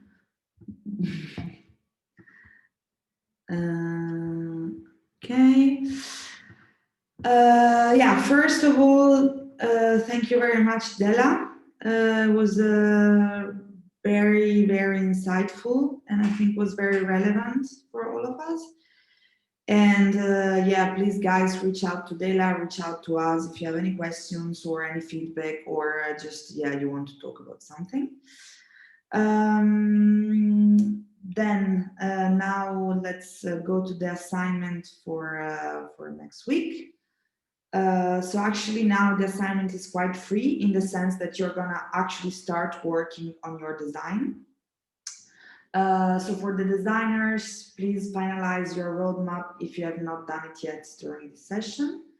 And also if you're willing and if you would like to share what you have, like your roadmap with the other people from other teams, maybe you can just share on Slack the link to your roadmap and ask to people to look at it. So you can have a general sense of also of what other people have done. So please, if you're willing to have your roadmap also shared with others, just paste your link on the training channel, so the general channel on Slack. Then you can actually start working on your design for the project. So you have 1 week to share an initial design or ideas with your clients. So the first design before the section that is going to be next Wednesday. Then after the feedback you will have from the clients, you have another week to finalize your designs based on the client feedback. So that before the closing session that is going to be on the 28th of October, you will have your design finalized. And for the clients, on request of designers, please be available for question or check-ins if designer feels it's necessary, and be available for feedback meeting with designers. So make sure that you define all the steps of the roadmaps, and yeah, I really agree with each other. Are there any questions on this assignment? And Thais, if you can. Yeah, there is one question. Sorry. If it becomes necessary to outsource part of the project, is the team going to bear the cost of that, or how should that be handled? Yeah, so I think like we mentioned in the beginning of the training, the quote also that you've made is not going to be paid for real. So it's just for the purpose of the training on like how to make a quote. So you're not going to be paid for this unless there's agreements with the client for further development of the project on the side of this training. So I would suggest that for this training, you just use the skill sets and yeah, abilities of your team members. So so that's what we mean with what is feasible in these next 2 weeks. It doesn't mean that you need to have a complete finalized project of this full project. Let's say it can also be that in your phase 1 of, let's say if you split this whole project in phases, that phase 1, which is part of this training, is to finalize with a concept idea and with some first designs, or with, so you can also kind of like slice it up and see what's feasible in this time. Yeah, I hope I answered your question. There's another one. Should the title of task owner on the roadmap be the name of the person in charge? Yes, right, Della? The task owner is the person in charge of that task. Yes, of that specific task. Yeah. Great. Albert raised his hand. Yeah. Maybe this is the last question before we close up then. Okay, so I understand that we are not going to the what the client demands from us, my team, is he needs some paintings for his project, and none of us are into painting. So how do we go about it? Because if we are supposed to sort of deliver an artwork as representation of what he wants, then there is none of us from the team that can actually handle that particular. So how do we go about that one? Because we would need to know what to do in order to submit maybe an artwork or some sort.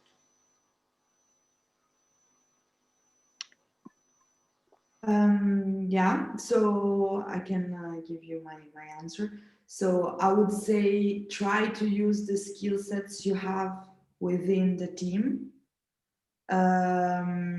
Also, the client should not be as it's not like it's a realistic case, but it's still fictional. It's still a fictional project in which designers are indeed not paid and it's just to learn.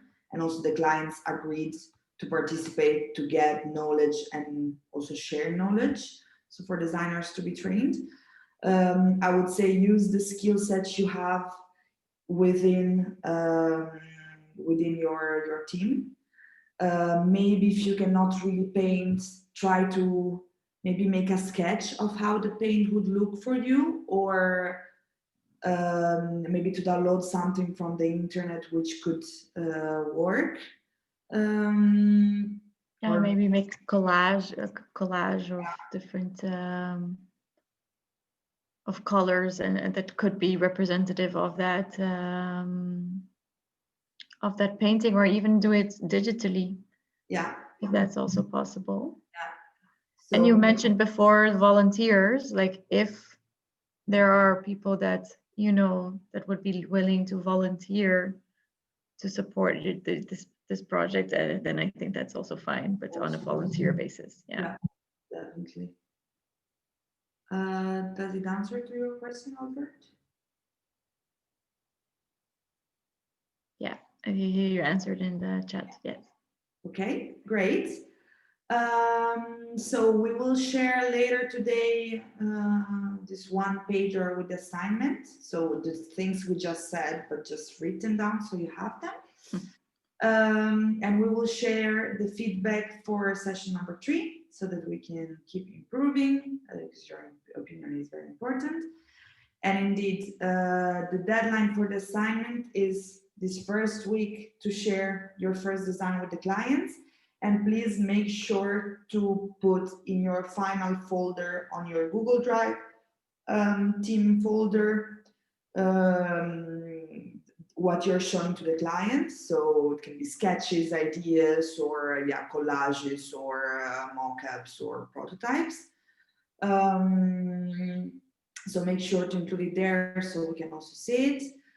Make sure to share with the assignment to get the feedback, and then next week, after next week's session, you're gonna finalize the design so that in 2 weeks you'll have the final one. And I would like, to thank you very much for this another really great session. Thank you, Dela. Thank you, Thais. Thank you, Joanna, that couldn't close the session because it was raining heavily. Thank you, Liz. And thanks to you guys all. And I wish you a wonderful day. Yeah.